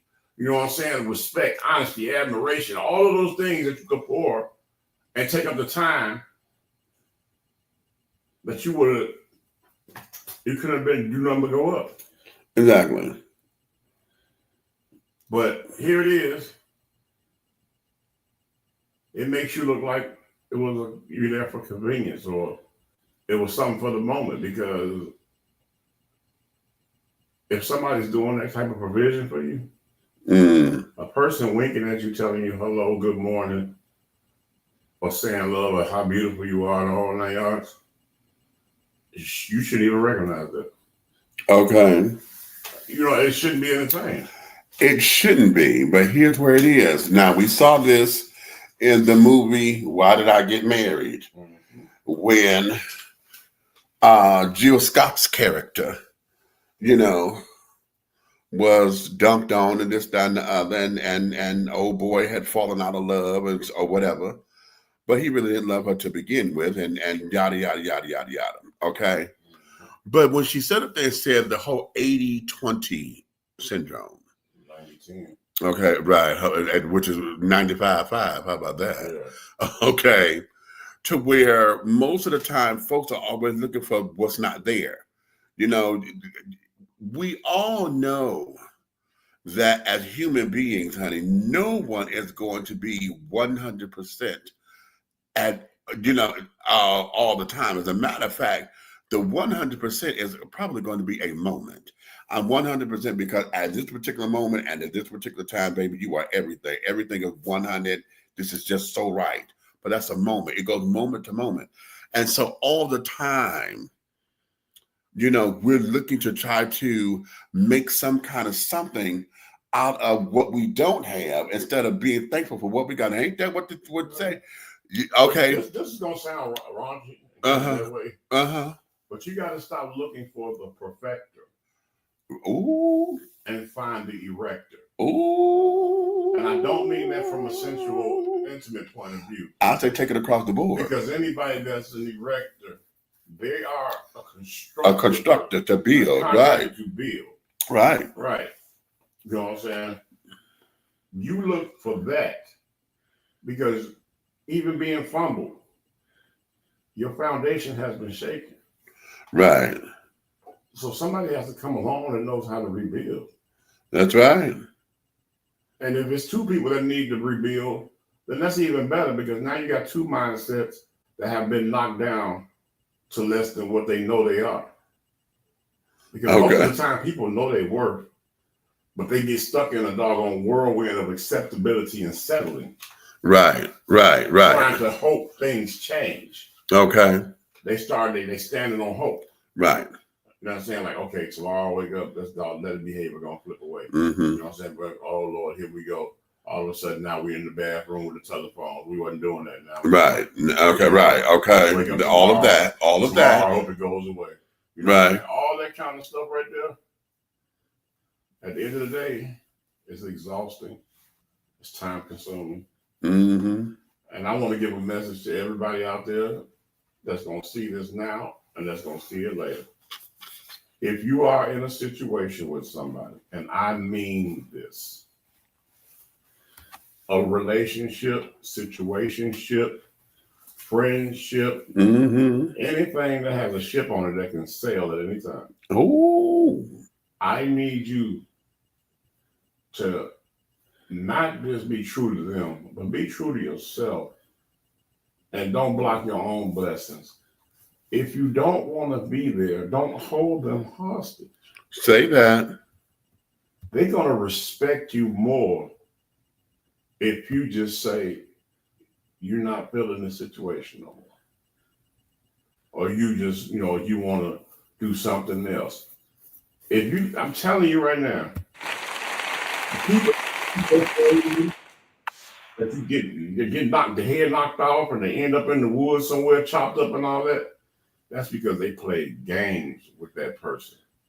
Because what I tell you last week, nobody ever asked, how did they get to that point of massacre? Or how did they get to that point of killing a significant other? Anything like that. Mm-hmm. Those things are not investigated. What's investigated is the physicality of the crime and actually who done it. And that's where the judicial system comes in. But nobody ever goes to the psychological that led up to it. That's right. That's right. That's right. Saying? They always want to say, oh, she was such a good girl. Oh, she shouldn't have been victimized like that and everything. No, let's find out what she did because that person wasn't normal and then woke up one day and snapped. That just boom. That ain't it. Okay. Okay, and stop trying to sell that to the world. That part. He said, can we play games tonight, family? Okay. Yeah. At the end of the day, you know what I'm saying? We need to start thinking about what led people to the situations that we see. Because we don't know everything that happened. We don't know the backstory. Right. We don't know the backstories, you know what I'm saying? And if people knew what I've been through and in prior relationships and stuff, and then the stuff that I've been through, you know what I'm saying, recently. If you put all that together, you would really be like, okay, That dude right there tougher than nails. Okay. And let's go there because we're still on the fumble piece. Okay. The fumble piece, and we talking about anybody's ship, and I'm going to share this because this came today. This came to me today, Jeff. And I was asked, well, what's up with you and your bestie? I said, "Oh, that's coming out of the blue. What made you want to ask me that?" Well, that's how I came to my church. Oh, that means she's been in town. Okay. And I'm like, okay. Well, I asked what was going on, and when I asked, how they talked to you or whatever, I was told that, I don't fuck with him no more because, he done got too bougie and think that, he better than everybody and don't know how to keep up with nobody and blah, blah, blah, blah, blah, blah, blah, blah, blah. Oh, okay. So, that sparked a little tryst to this, that, and that. So now, they in not necessarily a screaming match, but, a little discussion, heated discussion. And it all boiled down to, well, I don't have to come visit your church anymore. And you don't have to because you're a visitor. I go here and this, that, and other. But what you're not going to do is act as if, Meech wasn't there and blah, blah, blah, blah, blah. And I'm like, okay, well, how did all this come about? And yada, yada, yada. The point that I'm making is being fumbled, and you talking about here, I say this as 45 years, and then all of a sudden it out of nowhere comes this whole 180 shift. And it's like, what do you do? How do you regain your stuff from the fumble? You know what I mean? And then as it starts to unfold and unravel, you get to hear stuff like jealousy, envy, all that other stuff that start to come into play. And it's like, why are these particular things here when they shouldn't have been? It was never here to begin with. Or was it? And I ignored it. Well, me. Me. Yeah. You saw what I just went through. Right. And which is, see?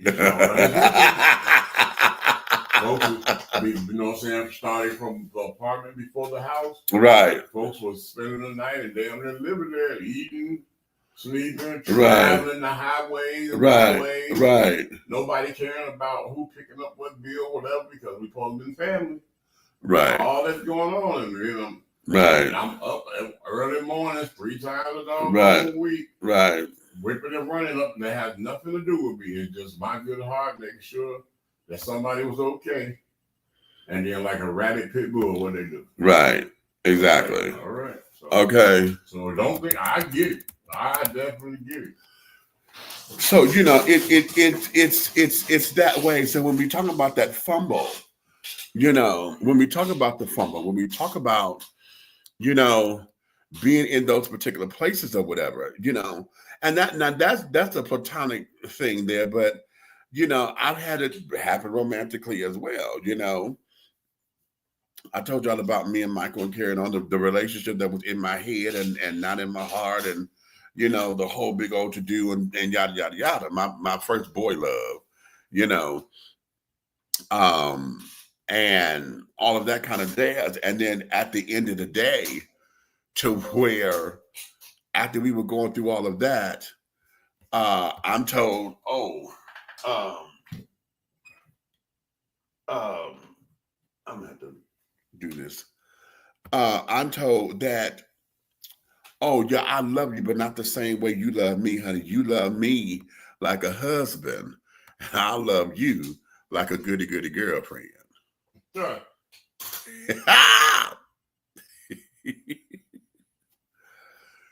Goody goody girlfriend, darling. So be that.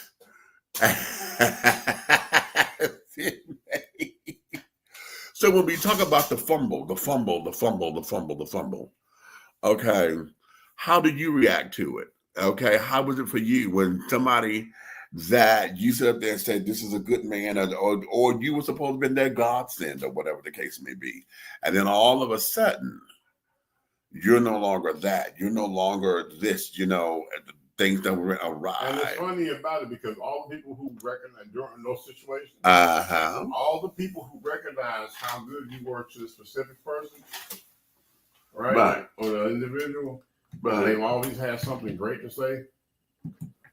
Right.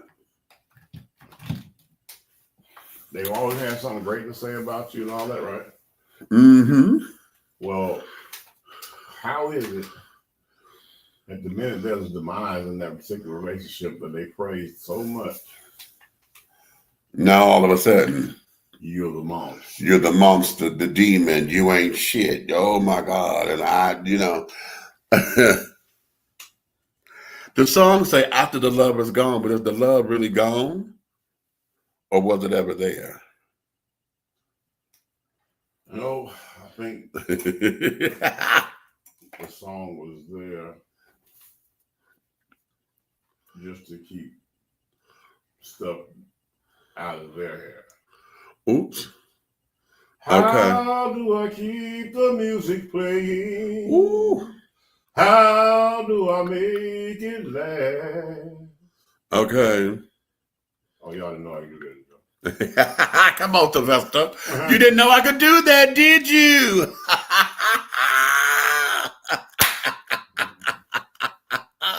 Come on, Sylvester. Yes.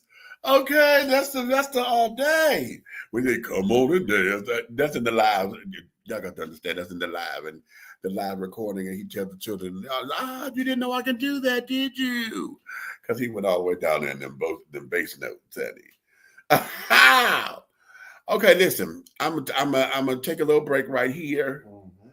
Bug, send your little song over. I didn't mean like that. Send your song over. You want to play jamming or slamming? Bring it over. Send it over, and we're gonna take a little break right here. When they come back, we're gonna get this. We're gonna get into something, honey, that is just tickling me. It is tickling me. Okay. Oh, child. After these messages, we'll be right back. How you all doing? My name is Jason Panner, and I'm the CEO and founder of B Condoms. Today, I'm going to show you what it means to have the largest condom on the U.S. market. As we can see, I have one of our Platinum XL B condoms in hand, and I have a ruler right there. The ruler is about 18 inches, right? What I'm going to show you right now is how I can actually take our condom all the way down to my elbow, right? So what you can see, we're pulling it all the way down. Now, keep in mind, not only do we have the biggest condom in the market, our condoms are also pH sensitive, they're vegan friendly, they're organic, and we don't contain any of the fillers that other brands have. B Condoms, biggest condom on the US market, takes you all the way down to the elbow. Make sure to protect the culture. Thank you and take care.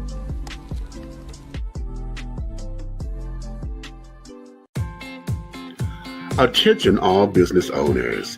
Use your advertising dollars here. Looking to reach a more diverse audience for your products and your services? Well, this is the platform for you. Dishing Tea Entertainment welcomes all businesses who wish to expand their brands and looking for clientele that's more than grown and sexy, but also the seasoned and sophisticated. For more information on how this spot can be yours, contact Big Meat at 404-914-5610 or go to our website at www.dishingtea.com. Be bold, be unique, be the tea with a unique body oil fragrance from the Sensuality Fragrance Collection. The Sensuality Collection embodies a unique array of customized original scents created by Big Meat. Indulge yourself in such fragrances as eye candy, foreplay, anticipation, shower fresh, naked beauty, or pay homage to the motherland and choose an oil from our exclusive Wakanda collection. Over 17 different scents that will tantalize your senses. Order yours today. Log on to www.dishingtea.com for more information. Because remember, it's all about the tea Sensuality, that is.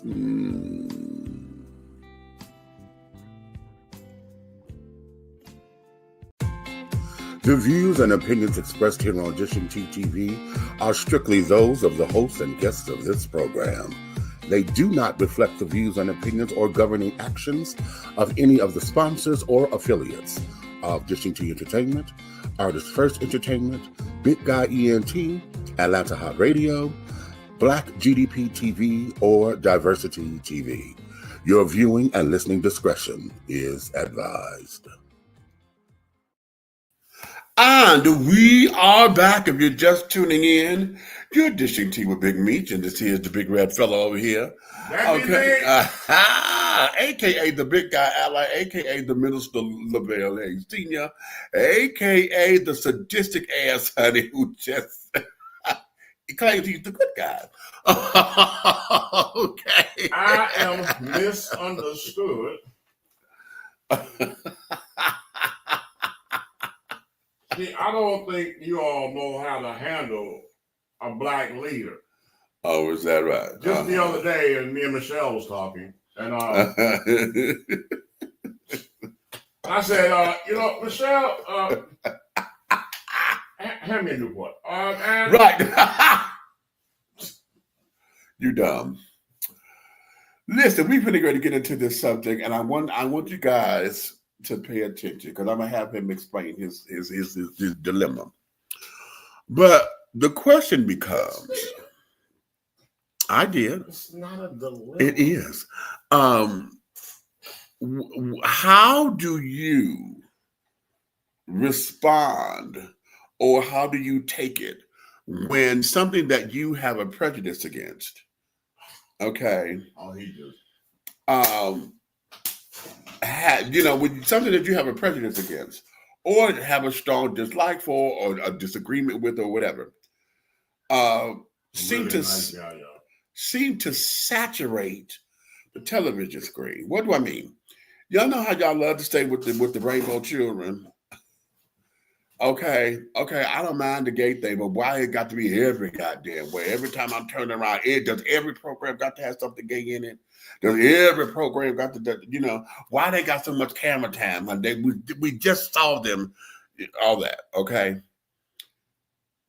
Look a little upset. Do you go through the same issues when you see something that may be something that you dislike or whatever the case may be, okay, and they get too much camera time? Red, explain why it's became okay. Yeah. Okay. Okay. People who know me, all right, know that I'm not quite fond of the well-endowed woman, the BBW.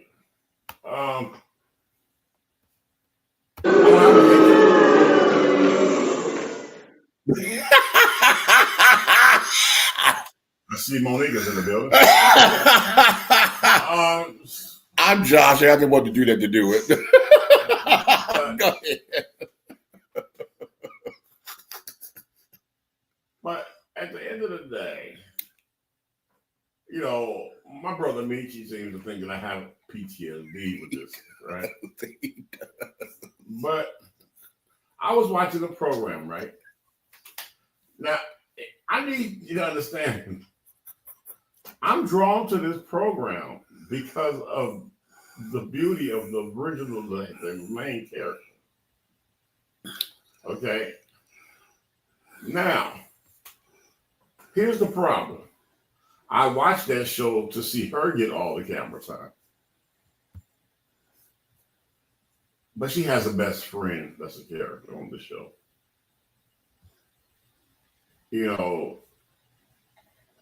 She's more of a DTLR, Macy's, back department to the left in the corner, the main character. The other one is more of a Lane Bryant. Yeah. They put this woman on the show. I've been waiting for this season to start back up, and as soon as it started back up, they put her best friend on most of the camera time for the first episode. And I put it to you like this. The main character is a 2-liter. Her best friend is a gallon of milk. Okay? Now, if you hadn't noticed, a 2-liter bottle of soda is well-rounded and is nice and proportioned, and you can actually pick it up with one hand. But the gallon of milk, they put a handle on it.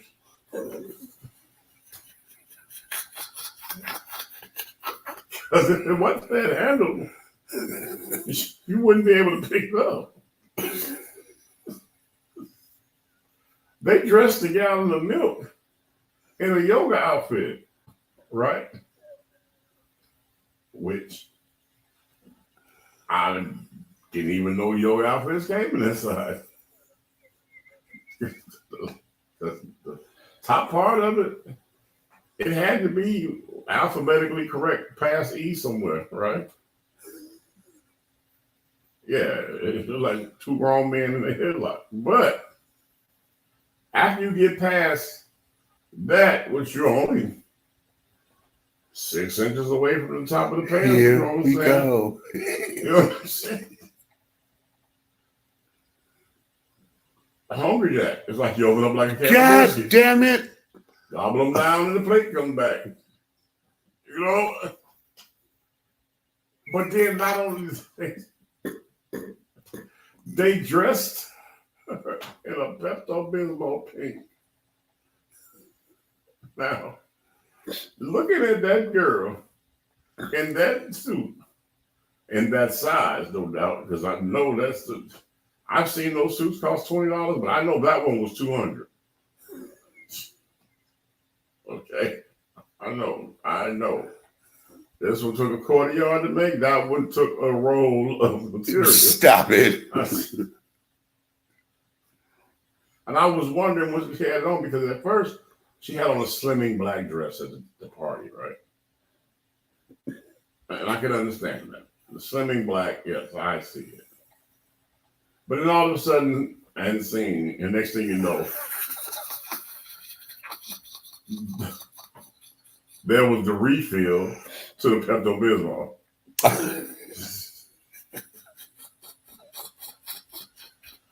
I was like, but granted, they kept giving her all this camera. I was getting angry because my eyes were beginning to sprain. Okay. You know, I'm not crazy about ham. I'm not. And turkey, they're walking and talking, I don't know. Walking and talking turkey. It has to be sliced, you know what I'm saying? But the fact that in these scenes that her character was trying to act as if she was a size 6 vixen that somebody was chasing after, it even irritated me more. Like this man was genuinely stuttering and they had this man. I know he's going to get an award for this because he had to pretend to be perturbed by her beauty. So that was acting at his best, I know. Okay. You know what? Okay. And I was a little irritated because I watched the show to see the main girl. And here it is, her best friend is bruh. Listen to me. When the suit is on, right? And you checking the volume on your surround sound, your TV, because you think kids are outside screaming, and come to find out it's the material stretching in the suit. But you know what? You know what I'm saying? I'm gonna beat his ass. And then they made a gesture. You know how they write in gestures? She offered the man a meal because she was cooking some food. Imagine that. Okay? So What a yoga salon. Okay, but see, she offered the man something to eat, and he was like, "Yeah, I would love to have something to eat, or whatever." And she replies, "Food. You're gonna eat food." Look, he brave as hell. We thought he was talking about going down there getting his neck broke. Listen, why did this upset you so much? She's a character. They kept trying to make it like it was a sexy vixen, and he was nervous. And so what? I just ate. It was just not. And so what? She can be sexy. Let big women need to be sexy too. You know what? I just thought about something that came across my mind based on what you said earlier right now. Most of the time when there's sexy women in a TV show on a black television, there's a few of them in the room, right? Right. But all her camera time was by herself. That's all the sexy you need, because there was no room for more sexy. Okay. Right, because they probably don't make a camera like that. You know what? Let her be. Let her be. Okay, let her be. Let her be. Big girls. Why? And I do this. I brought this up because, see, this happens to be something that, that's irritating him. And like I brought up the gay thing, because I know the gay thing irritates most folks, okay? But what is it that irritates you? That you get to this particular level of festivity? Because they're like, okay, does it have to be this? Does it have to be? Yes, it has to be, because they're part of the story. Okay, if this is the storyline. Okay, why the next door neighbor couldn't get the time? They had a next door neighbor in this show. Absolutely fabulous. She could actually. But she's not part of the storyline. She was just a neighbor, hey girl, and this, that, and the other. The character is the best friend of the lead character, whatever. They are part of the dude. This is the thing. This is the dude. This is how we are. My life, you said I watch it for the main character. Okay. Well, she doing her thing. Now the camera come over here, because now this character got a life too. And somebody says something, she got love life, she got a this. Because in any other thing, now let's look at this now. Oh, wait a minute, I can tell you, before the dude that was there that she offered to play for, another guy called begging for a date. And this gentleman looks like he was GQ magazine ready. Yeah. But he was begging Blimpie for a date. Okay, because he liked sandwiches. He liked Blimpie sandwiches. How come Blimpie can't get no love? Bruh, let me explain something to you. Blimpie getting love.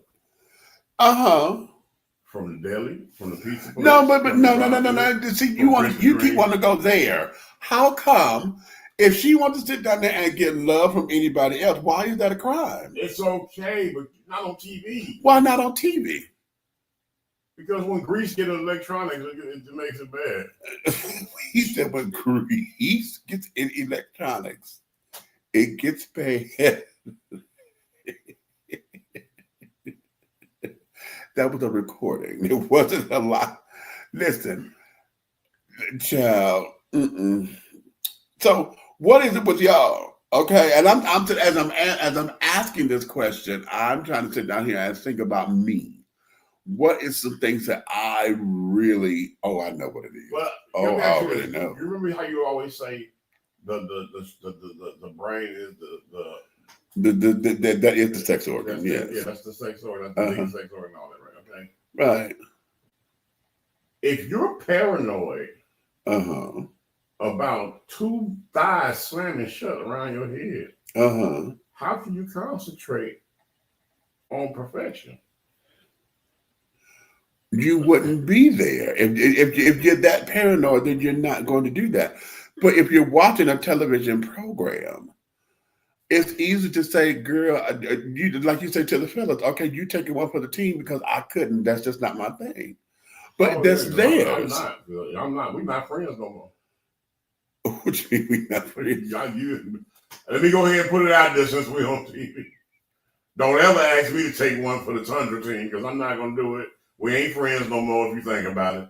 It's a wrap. If I got anything that belongs to you, I'll put it on the porch. You can pick it up. I'm sorry. No. He has PTSD, y'all. Something done happened to him. Okay.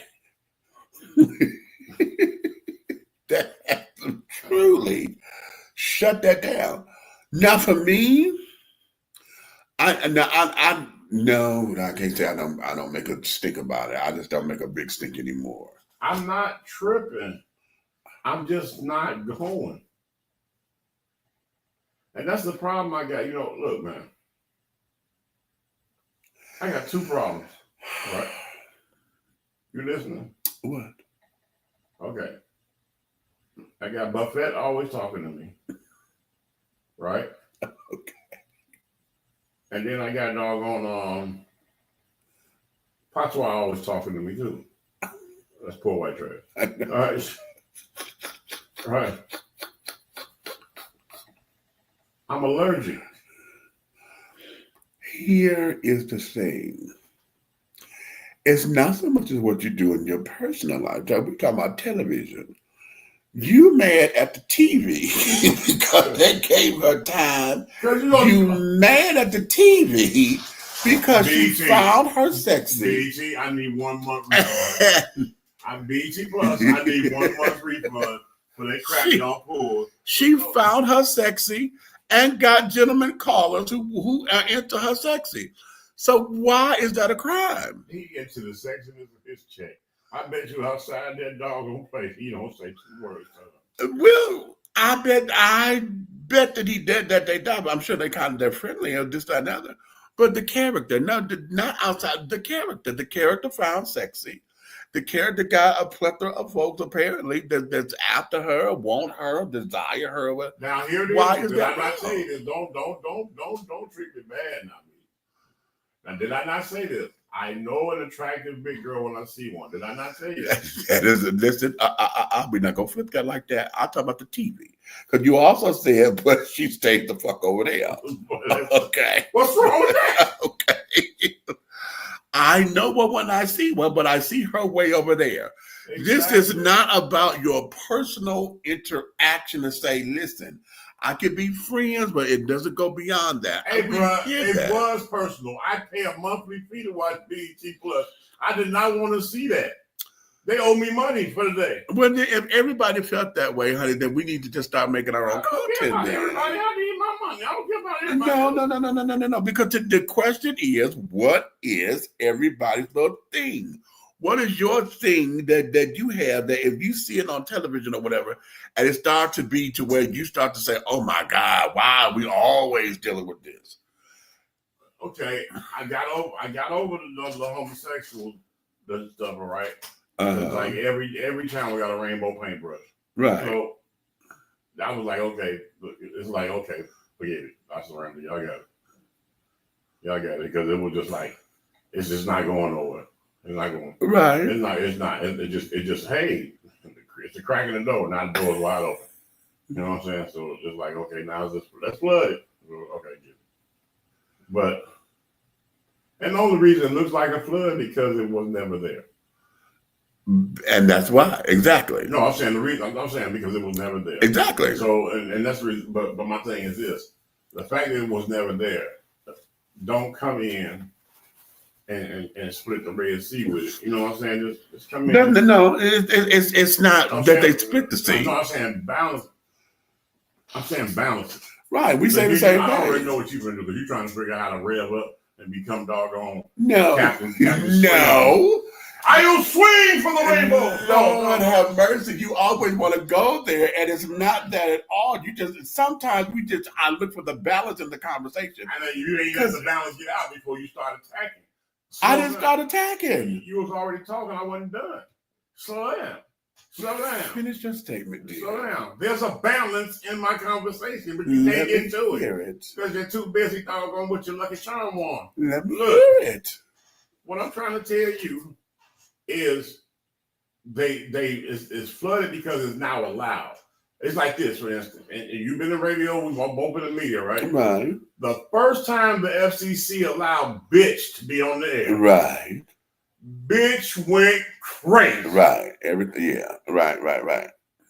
Get where I'm going now? I got it. The first time they allowed, which nobody ever paid attention to this, it used to be illegal to do spirit commercials. Yeah. The first time they started leaking and let the doggone Hennessy commercial up. Right. Right. Boom! And everybody puffy Right. juice, okay? It's like, Right. the same thing with the rainbow community stuff. Mm-hmm. And my thing is this. If it has not been because of rules, laws, or whatever attraction, whatever it is in the world they got problems with, Mm-hmm. sprinkle it in until it balances out to what's already going on. Don't flood it. You know what I'm saying? I got it, but I think it's fair to spoon feed the world to what they're not used to, right, versus pour to the world. You know what I'm saying? I got that, but I think I'm saying they won't be feeling like, okay, people who have a strong opinion about it, yeah, they'll be feeling like they got to defend something. You know what I'm saying? But they do that anyway because it was spoon fed. No. Yeah. And I'll give you why. I'll tell you why. From your lifestyle. I'll tell you why. Go ahead. Okay, I'll tell you why. Because here's where it is. When they introduced the gay couple on Dynasty years ago, okay, when Steven came out as gay and this, that, and the other, it was the thing, you know, he had the wife and Karen Heather Locklear was the wife, and it was a whole big old thing and how he's gay. Whenever he had a gentleman caller come over, okay, it was the guy come to the door, they had this embracing look or whatever.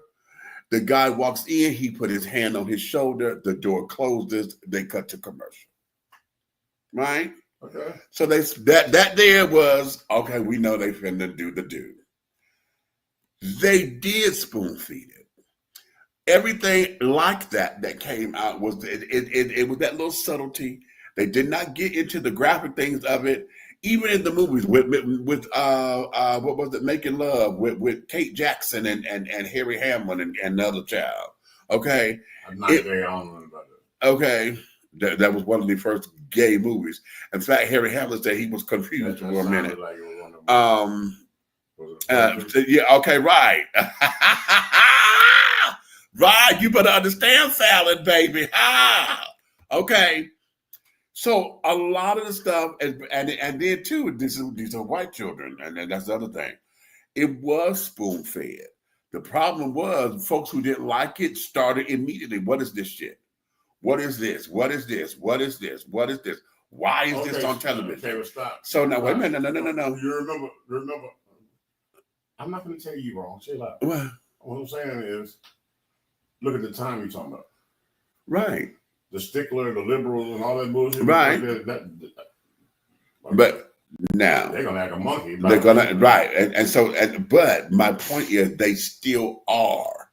Now that we've come to have this acceptance or whatever, to where the flood that you're talking about, yes, it has been oversaturated. We cannot say that it hasn't. It has been oversaturated. One of the things that we've been fighting for is trying to have fairness in it, because what they keep wanting to see is the flaming sissy. Okay, they keep wanting to show us and all of that. Whose fault is that? And Whose fault is that? It's not necessarily a fault. It's just that's what they want. They think that everybody wants to see. When we keep asking for the balance, show the masculine guys and this, that, and the other, and show masculine relationships, that there is what the fight is on television, because they don't show that. Okay. Guess why? Now. Guess why? What? Guess why they don't show it? What? Because that's the hardest thing. Okay, and this is me. This is my opinion. Right. Because this is what we do. Right. In order to get that Yeah. to launch perfectly, and you being a director, Yeah. and a screenwriter, and a doggone script writer, Right. you need a heterosexual man to pull off a Bush queen. Okay. You get what I'm saying? I got it. Right. You get where I went with that, right? Yeah. We did with Will and Grace, but go ahead. But you feel me? You need that. I'm talking about to make the big movies. You're gonna need that symbol of Hollywood masculinity to play a Bush queen in order for that door to start to trickle in. And nobody probably wants to do it. No, and here's where it is. It's been a farce. John Amos did it. John Amos did it on television. Ving Rhames did it in Holiday Heart as the Butch Queen drag queen. Okay. But that was some really good material. No, but they shadowed that movie because it was so great. Right. But did you hear me just say the material though? The writing in that was fabulous. I'm saying, but that right there should have been the floodgate. It should have been. But they put a hush on right. it. But that's not people, it's Hollywood. It's both. Hollywood did it because they claiming that folks don't want to see it. The rest of the world and carrying on, honey. You know how many people have seen Holiday Heart? Yes. Tens of millions. Yes. So they were wrong. Of course.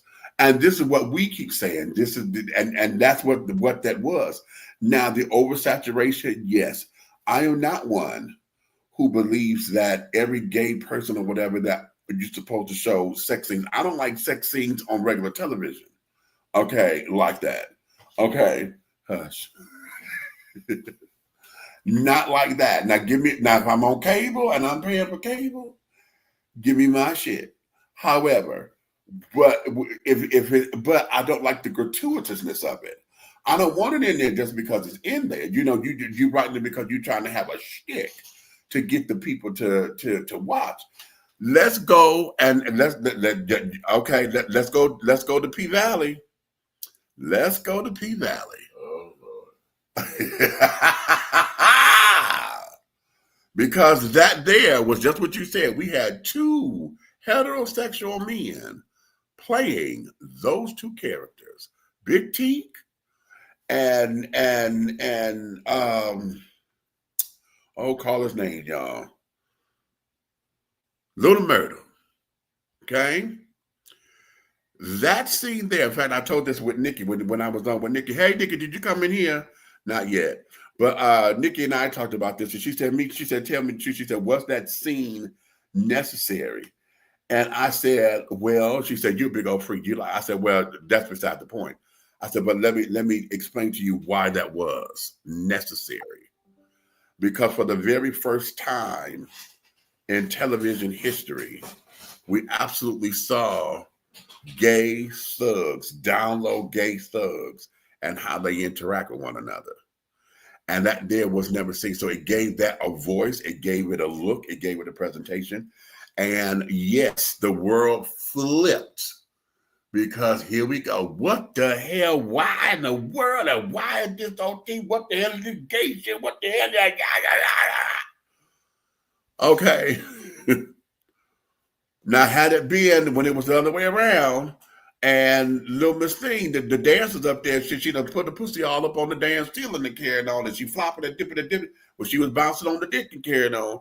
When they were doing all this, and okay, it wasn't nothing wrong with that. That's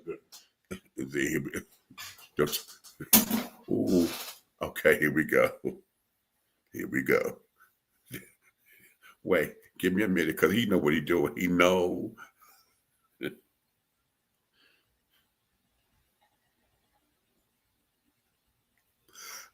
Anyway.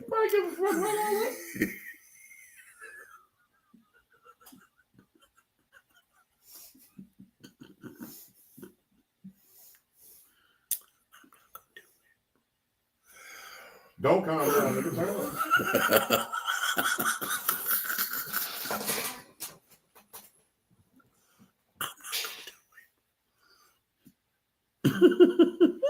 Exactly.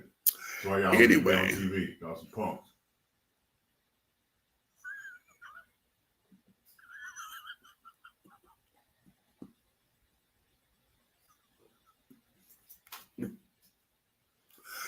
Anyway, that scene was necessary for those particular reasons. And it wasn't gratuitous. Okay, it was not gratuitous because, especially if it followed the storyline, because Teak ended up committing suicide. Okay, really, that was a sad way to get him off the show. That was right. He was getting written off. Kind of, but they could establish that. That they could establish that, but what had happened was you're talking someone. Okay, here we go. Someone who was in love with somebody, but that was jail love. You just getting out the joint, and the person you was in the joint with, that you was in love with, has moved on with their life. Do the whole minute. Okay, right. And so now what you thought was going to be your reality is no longer your reality. And so now that we're here, it's like, okay, how do we do that? Because the scene prior to that, when there was the breakdown or whatever, they was in the restaurant and they went to go touch, and Teak pulled his hand back or whatever. Oh my God, it's fabulous. It was that whole big old thing when he asked him about Uncle,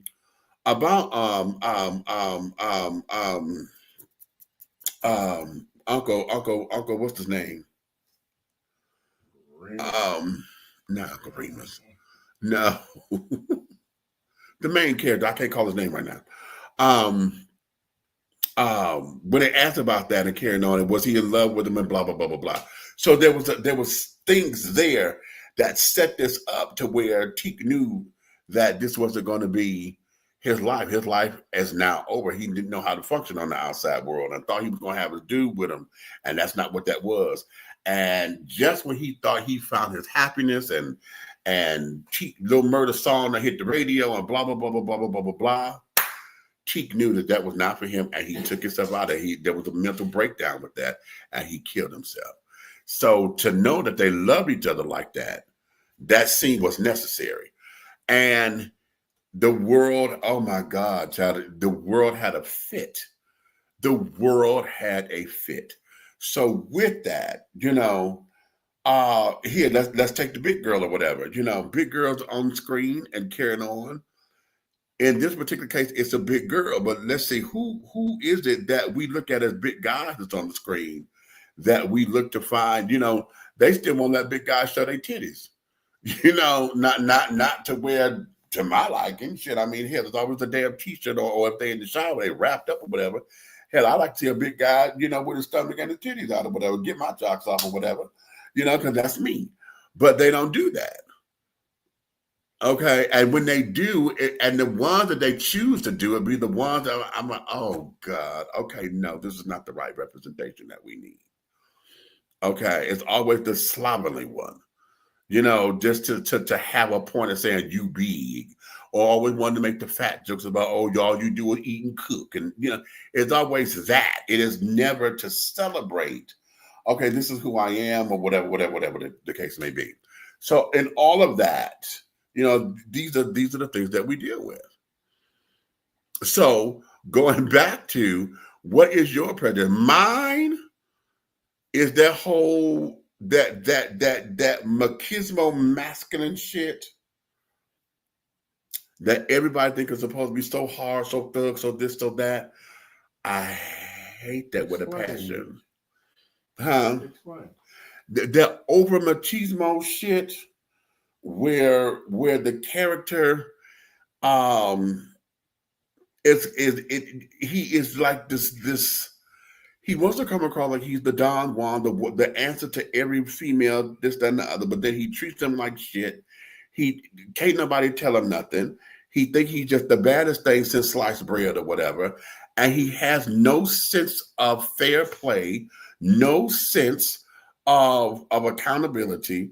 And every time something goes wrong or whatever, it's always somebody else's fault. And then he want to get loud and be all up in everybody's faces as if he's untouchable. And it's like, nigga, please. Okay, and I could drop kick you in your fucking chest and you go crying to your motherfucking mama. It's one of those things. Okay. And so that, I get sick and tired of that. When I start to see an oversight, I turn the channel, but okay, you know what? I do that with Tubi. After so long, I said, okay, I need a break because now, if you watch Tubi television or whatever, they have this string of shows because they like to keep the content the same. So if you start watching one of the little movies about strippers, baby, they're gonna put all of them back to back to back to back to back. So it's like now I'm dealing with the same fuckers, and it's the same, archetype of guy. And it's like after so long, it's like, okay, I cannot. I have to stop. And then, okay, no. Okay, because you're not making sense, and then you mad at the bitch, and the bitch ain't supposed to be mad at you. Yeah. Well, yeah. Beach. Yeah. At the end of the day, I'm going to write a letter about it. To whom? Tyler. Do your thing.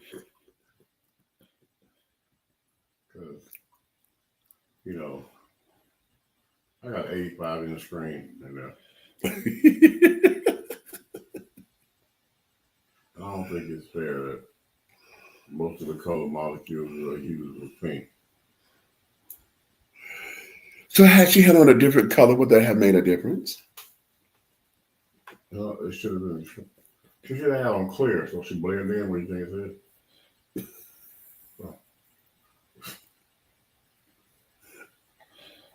I'm gonna be honest. You know what? Stop. No, I'm just saying that it's. I think what my problem is, right? I told you one of my horror stories about a good friend of mine, right? Right. That was an early issue with that type of shit, right? So, and I am one of please you by any means necessary type thing when it comes to if I decide to be interested. To be right. And that was an episode where I absolutely wasn't functioning in fair play, right? And then I actually wasn't hungry, so I'm not doing that either. Right. And that's another thing. I'm all the way around in those situations. Right. The fact that I know that I'm not going to be able to do that. Right. It's not right. Okay, and that's fine. So you would not have done that in the beginning. So it's not like you're trying to go and set them up or anything like that and be a bad date. You're just not going to do that. Okay, here we go. Let's do this. Because see, here is a conversation I frequently have because I find this to be that way. A lot of folks will hide their prejudices under the guise of saying, this is my preference. Okay. My preference is, and the world gets away with that. But I like what I like, and when they start to get defensive like that, I know that's what I know, bitch. No, you don't like what you like, motherfucker. Okay, you well, have a problem with this. You know what? Okay, I'm done playing. Look, okay, we both know somebody in that category. All right. We both know she's a lying, conniving, something, got a big husband, right? Okay. Right. So, at the end of the day, you motherfucker. This Gargamel, black face looking hell, what we talking about? Huh? Take one for the team? No. And you know what? Now let me up the ante on that. What you going up the ante? Because I just gave you the ultimate sacrifice right there. Because that right. No. The up the ante is y'all bitch asses with this make me straight again campaign shit, but throw that shit on me. I don't know what you're talking about. Right, motherfucker. Shit. I am. But look. I'm saying, but at the end of the day, the person I'm talking about, you know who I'm talking about. I know. Right. So, a person like her, right? Right. Telling people, and that maybe where some of the problem came from. Because that person was telling folks that I was trying to talk to her. And you know, I told you got PTSD. Oh my God, I'm pressing charges. I just thought about that. I told you. I need a lawyer. That may be where my problem came from. Okay. Because I almost lost it when they said, oh, you need to stop calling and texting. Texting who? Right. Bro, my phone don't even die. If I try to dial a big broad in my phone right now, it'll shut off. Especially if her mouth looks like a Corona bottle opener. I'm not. Lord have mercy. I'm not with you. You sitting there looking like, okay. You're looking like your daddy in drag, you know.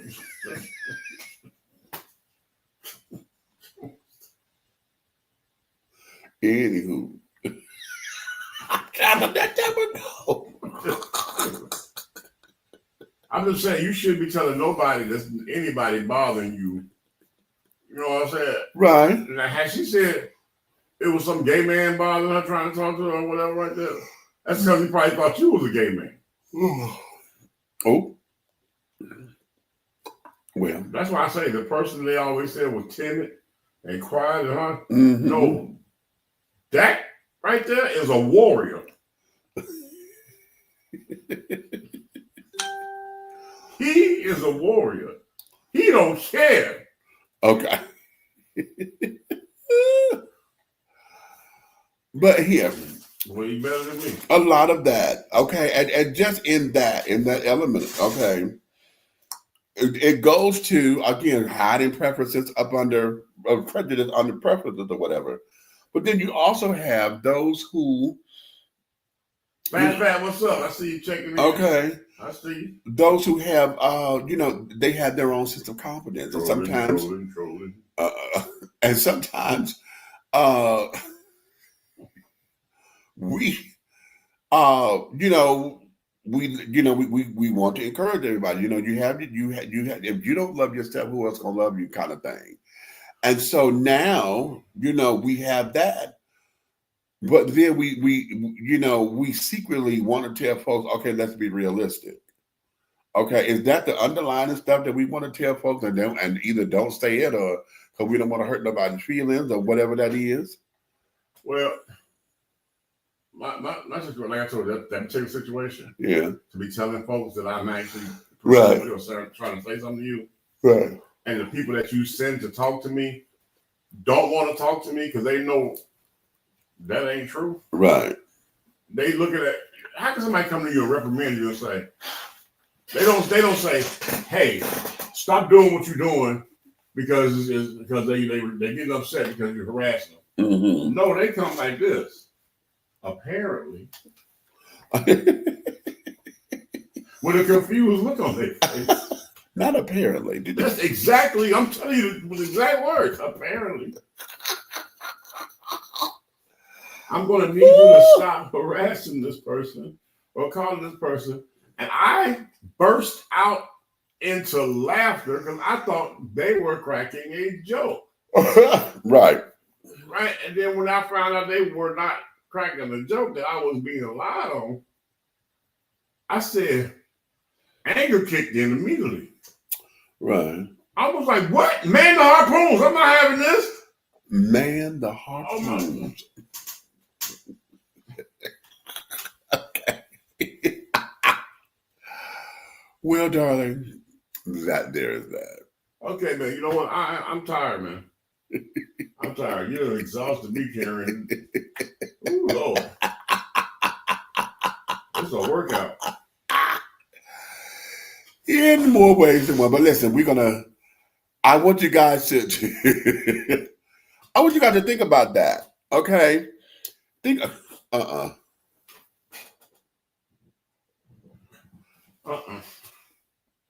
I can't. Have mercy.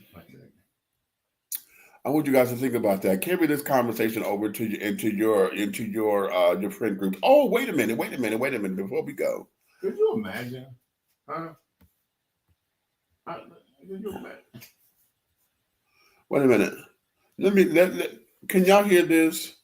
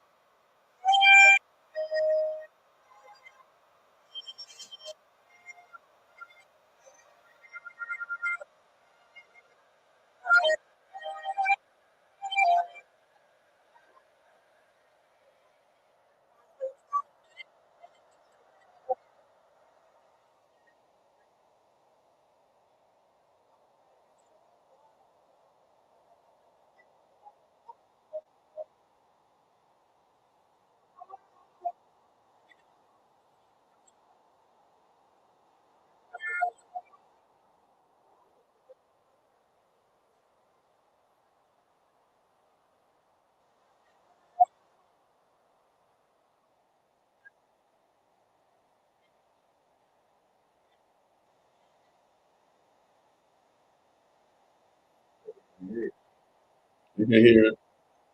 Okay. I can't hear it. Why? Okay, wait a minute. I can't hear good. Okay, hold on. Let me see.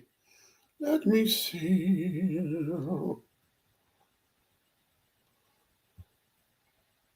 Hold on.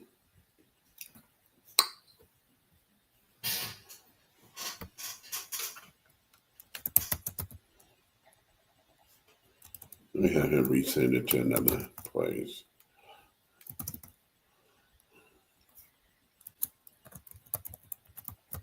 Fat, you still in there? If you're still in there, say something, type something.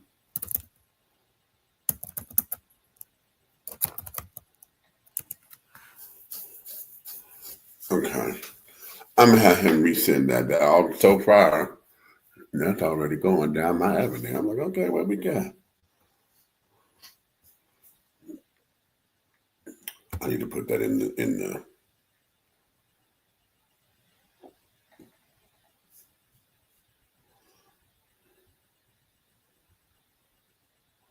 okay. Anywho, while we wait, send it to the email. But so I could redo that. I'm liking what that's going so far, but I want to make sure everybody else hears that as well. Huh? Who's that singing? I'm not sure. Buck, who's that singing? Is that your artist or is that the program?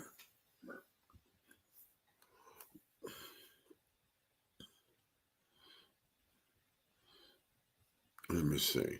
Okay, now while we're waiting, let me go here. I'm gonna pull one of the cards.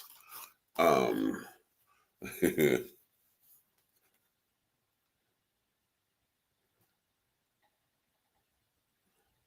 okay. Wait a minute.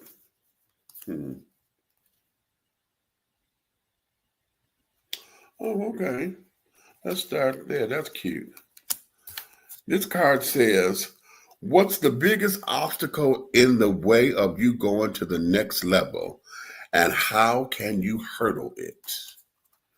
Oh. All right, people, look into your own lives. And y'all answer that question in the comments. What is the biggest obstacle in the way of you going to the next level? And how can you hurdle it? That's good. That there is a good one. Good one. Okay, hold on.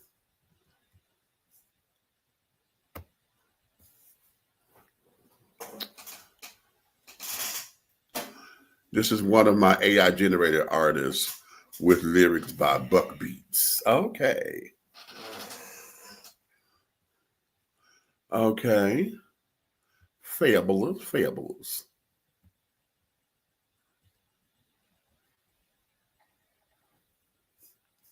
Let's see.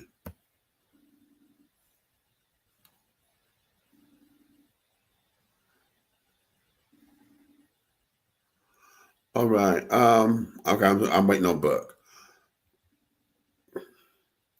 But anyway, what is the obstacle? The biggest obstacle, it says, in the way of you going to the next level, and how can you hurdle it? For me, I am going to say that I believe the biggest obstacle is probably me. Okay.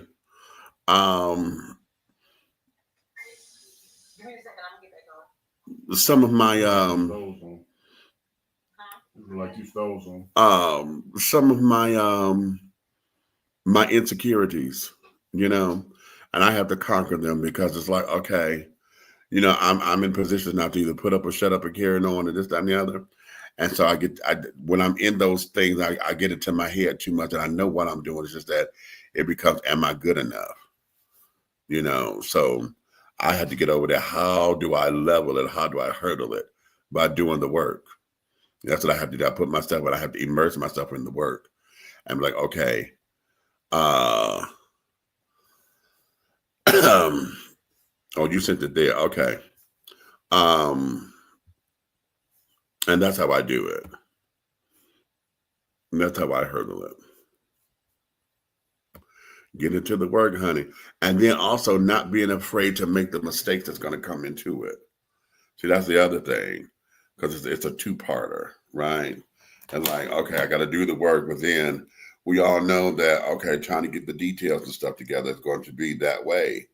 And, you know, you're going to have a couple of stumbles that's required so that you can be your very best, you know, but oftentimes that gets in the way.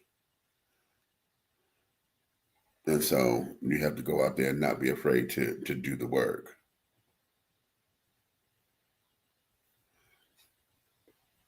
So yeah, that is that. Anybody talking? Because I'm trying to get the song. Yeah. No. I mean, you done talk the question right out of my head. I don't even know what to start. What's the biggest obstacle in the way of you going to the next level, and how can you hurdle it? Oh, the biggest obstacle to me that's definitely getting in the way is me securing financial stability the way I need to secure. There's a few loose ends I need to tie up in order to make sure that I'm in a position to see what I have to deal with. And then that way I know what I have that I can invest into going to the next level. Because in order to get to the next level, you got to put into the next level. Right. Same like they teach you in the Bible, you sow on a seed. You sow a seed, you know what I'm saying? And the seeds bring forth fruit. Exactly. So at the end of the day, that's what I'm going to. So I got a few things that I'm going to need to tie up, get done. I mean, a few of them I'm going to hate doing it, you know what I'm saying? Because it's going to look personal, but it ain't personal, it's business, you know what I'm saying? So, right. So, but right. At the end of the day, you can't satisfy everybody. Right. You find it. It's under the duct tape. Yeah. Ah, shit. No, Microsoft is acting a goddamn ass.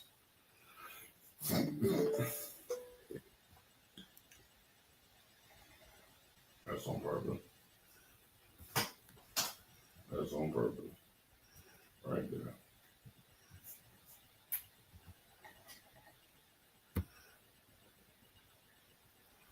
Fat.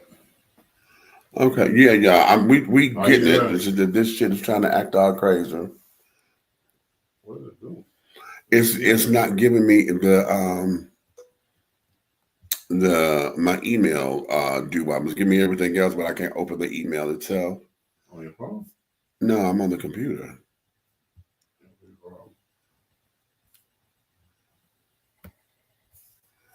I'm like, okay, why are we doing this?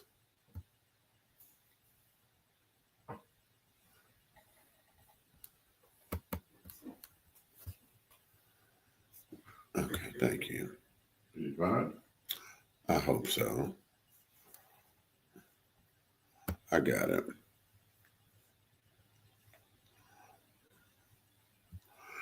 Yeah, we got it. Okay. All right. Hold on, because now we got to go. I'm going to put it over here. Yes, children. Give me a second, because this shit here want to act all that way.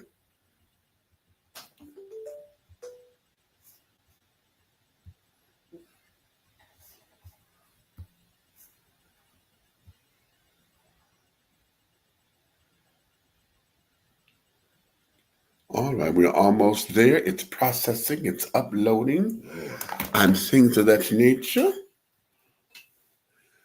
All right, we ready? Here we go. Right, again, Uncle Sam. I need to listen. I hope you can hear it. But can you hear it?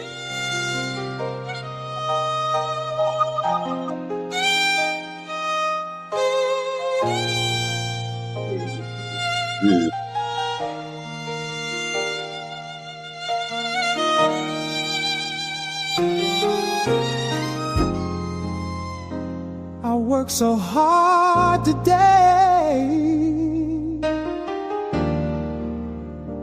I'm ready to unwind. Time to go home and settle down with my lady day. Oh, she's so fine. Don't wanna run no streets.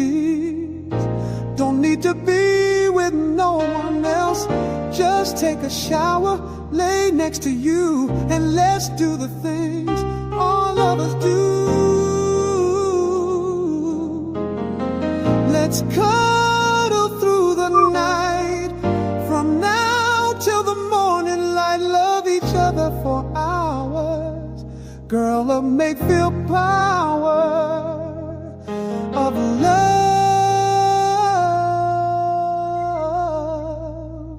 our special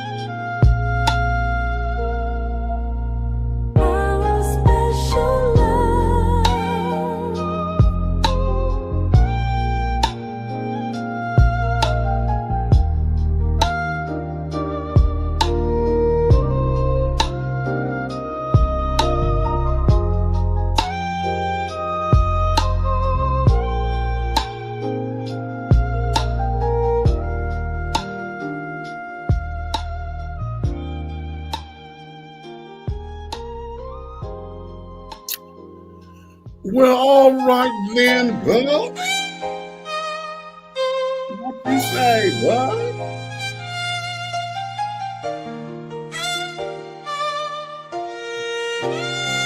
Yeah. Okay. Cut up through the night. Okay. All right. EB, I see you. You got the flame. I say EB we got the flame up there. Hey, what's up? cut up through the night. Cut up through the night. Cut up through the night. Okay. So all right then. So what you guys think about it?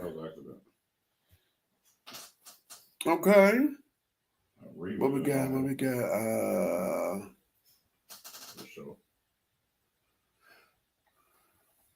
I don't know if she was in here because I believe it's Okay. well, you know, Reach was only about some of my PTSD, big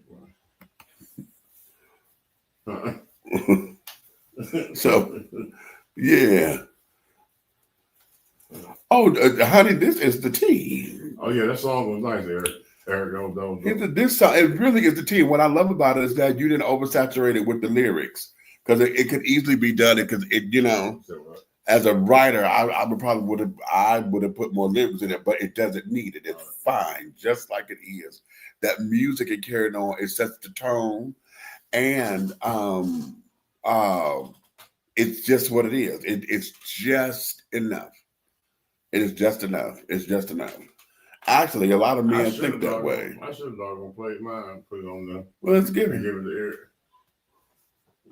Send it over. Huh? It's gonna take a minute, ain't it? Send it to my email. That way you can hear it. Mm-hmm.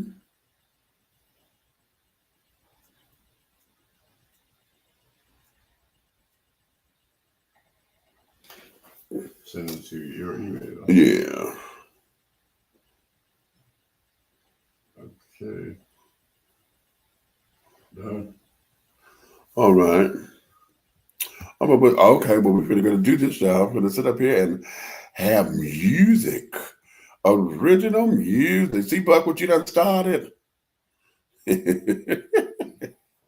one you send it to? I got it. I just got it.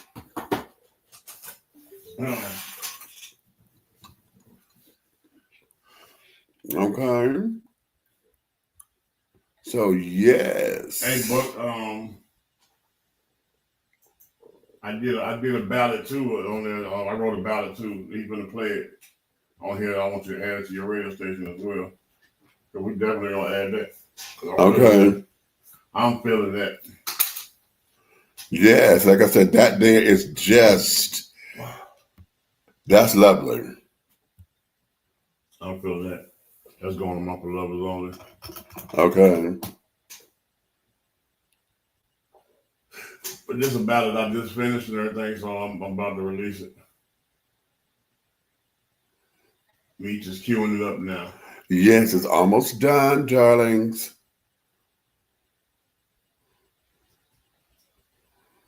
There we go. Y'all ready?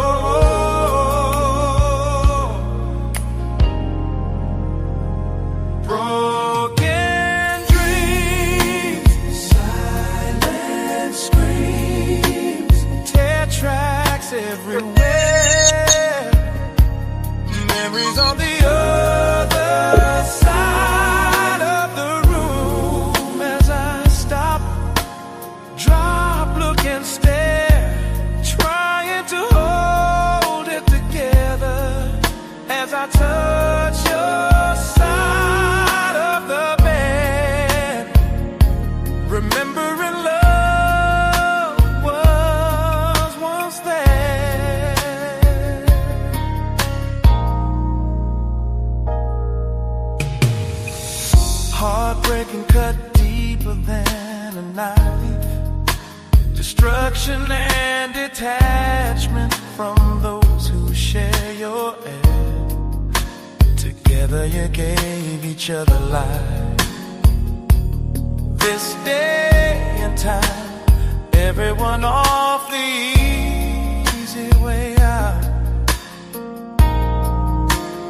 Nobody wants to take the time to see what each other is talking about. If I can reverse the tears over years and had a penny for every thought, the answer to unconditional love would be born.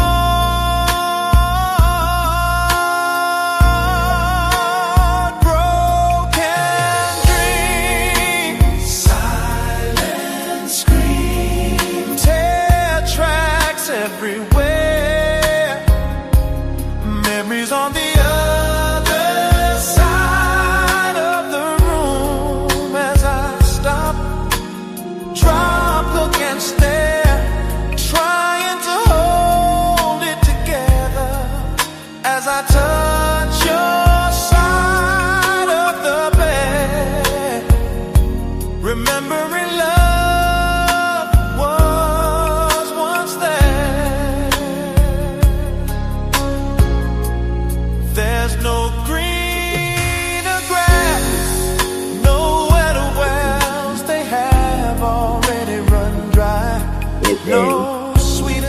places that can heal the pain in our lives. I remember missing you when you left the room. Now you left out my life. What am I to do? I don't know my left from my right. All I have now is the good times that outweigh the bad. All it took was the one mistake. Fast forward to get this back. Oh.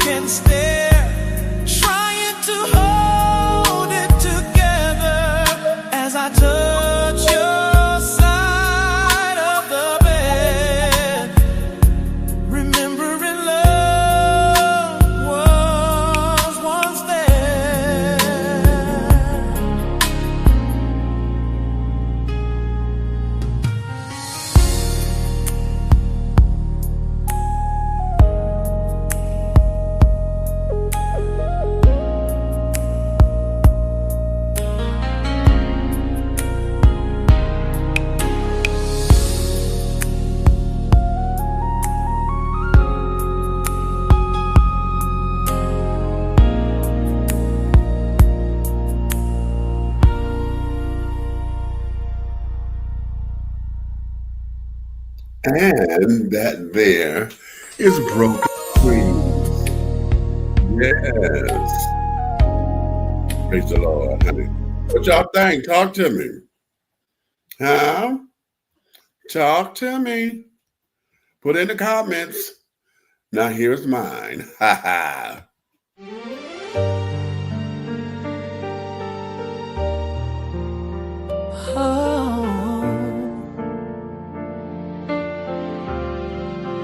You said I was made in love,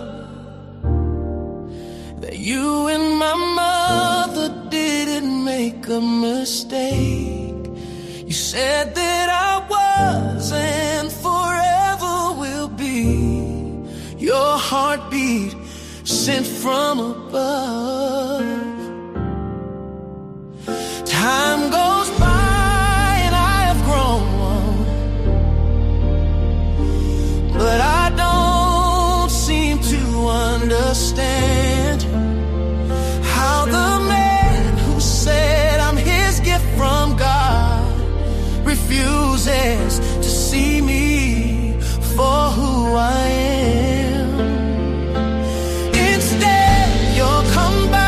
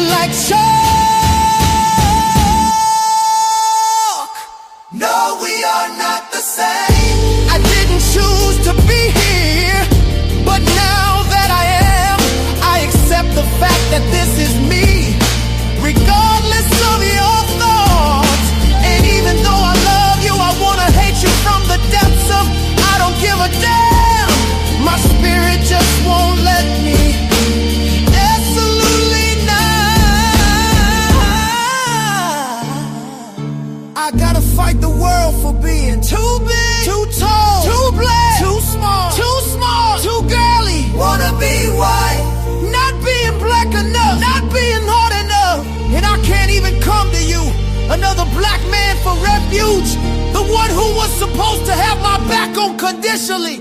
Wow, that's huge! So fight this fight as the man I am, the one I defend myself to be. I know I've disappointed you by not being the man of your dreams. I am still a man, you see, and though your blood and DNA runs through my veins,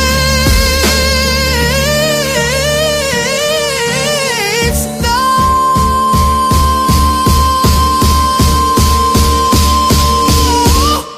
Father, we are not the same.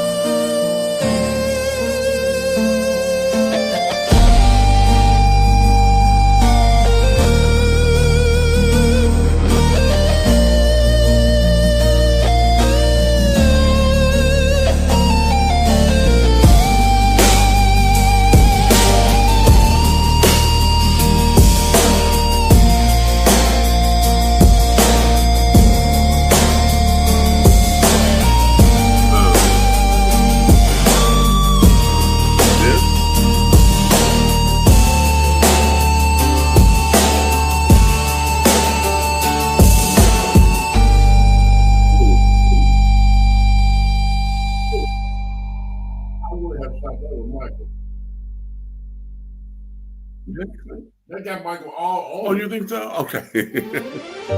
Okay. Okay. But all right, ladies and gentlemen, honey, that there is some of the other talents that we all possess up in here. Okay. That's myself, Big Red Fella, Book. Okay. This is what we told y'all three the hard way, honey. What do we tell y'all, honey? What do we say? What do we say? What do we say? Okay. Now, the one that has that is the strongest in all of this is Be Red over here because music is in his blood like that. You know, he's constantly working on something. I've watched this guy get up in the middle of the night with the beat in his head and carrying on. So he's constantly in the studio.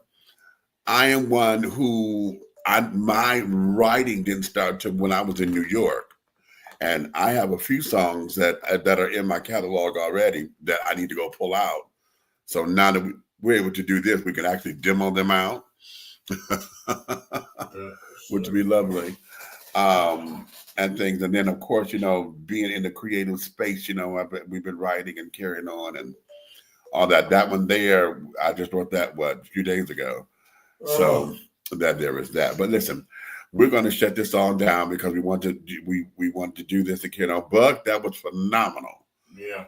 That was absolutely phenomenal. I like where that's going. And make sure you send that to me. Yeah. And make sure we send both of those to Roll. Yeah. Ro, we need your address.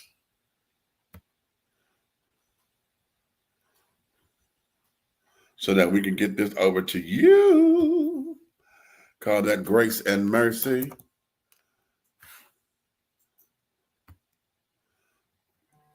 And yeah, do the thing, you know. So other than that, that's going to be it.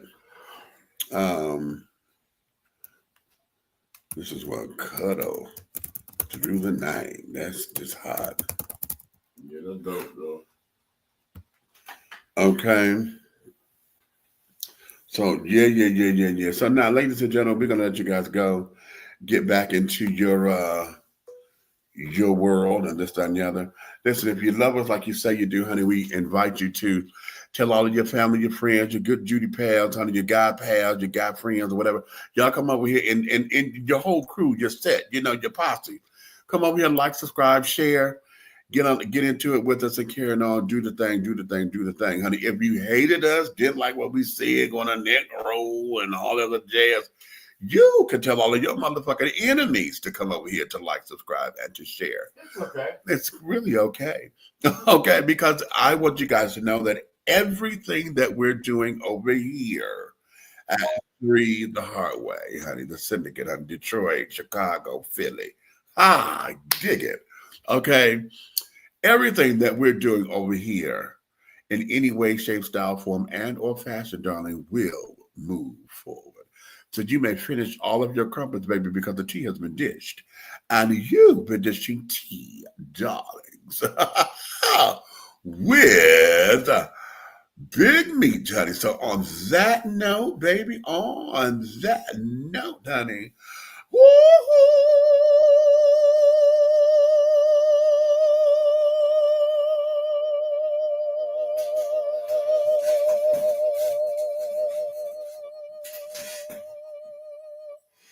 well, there we go.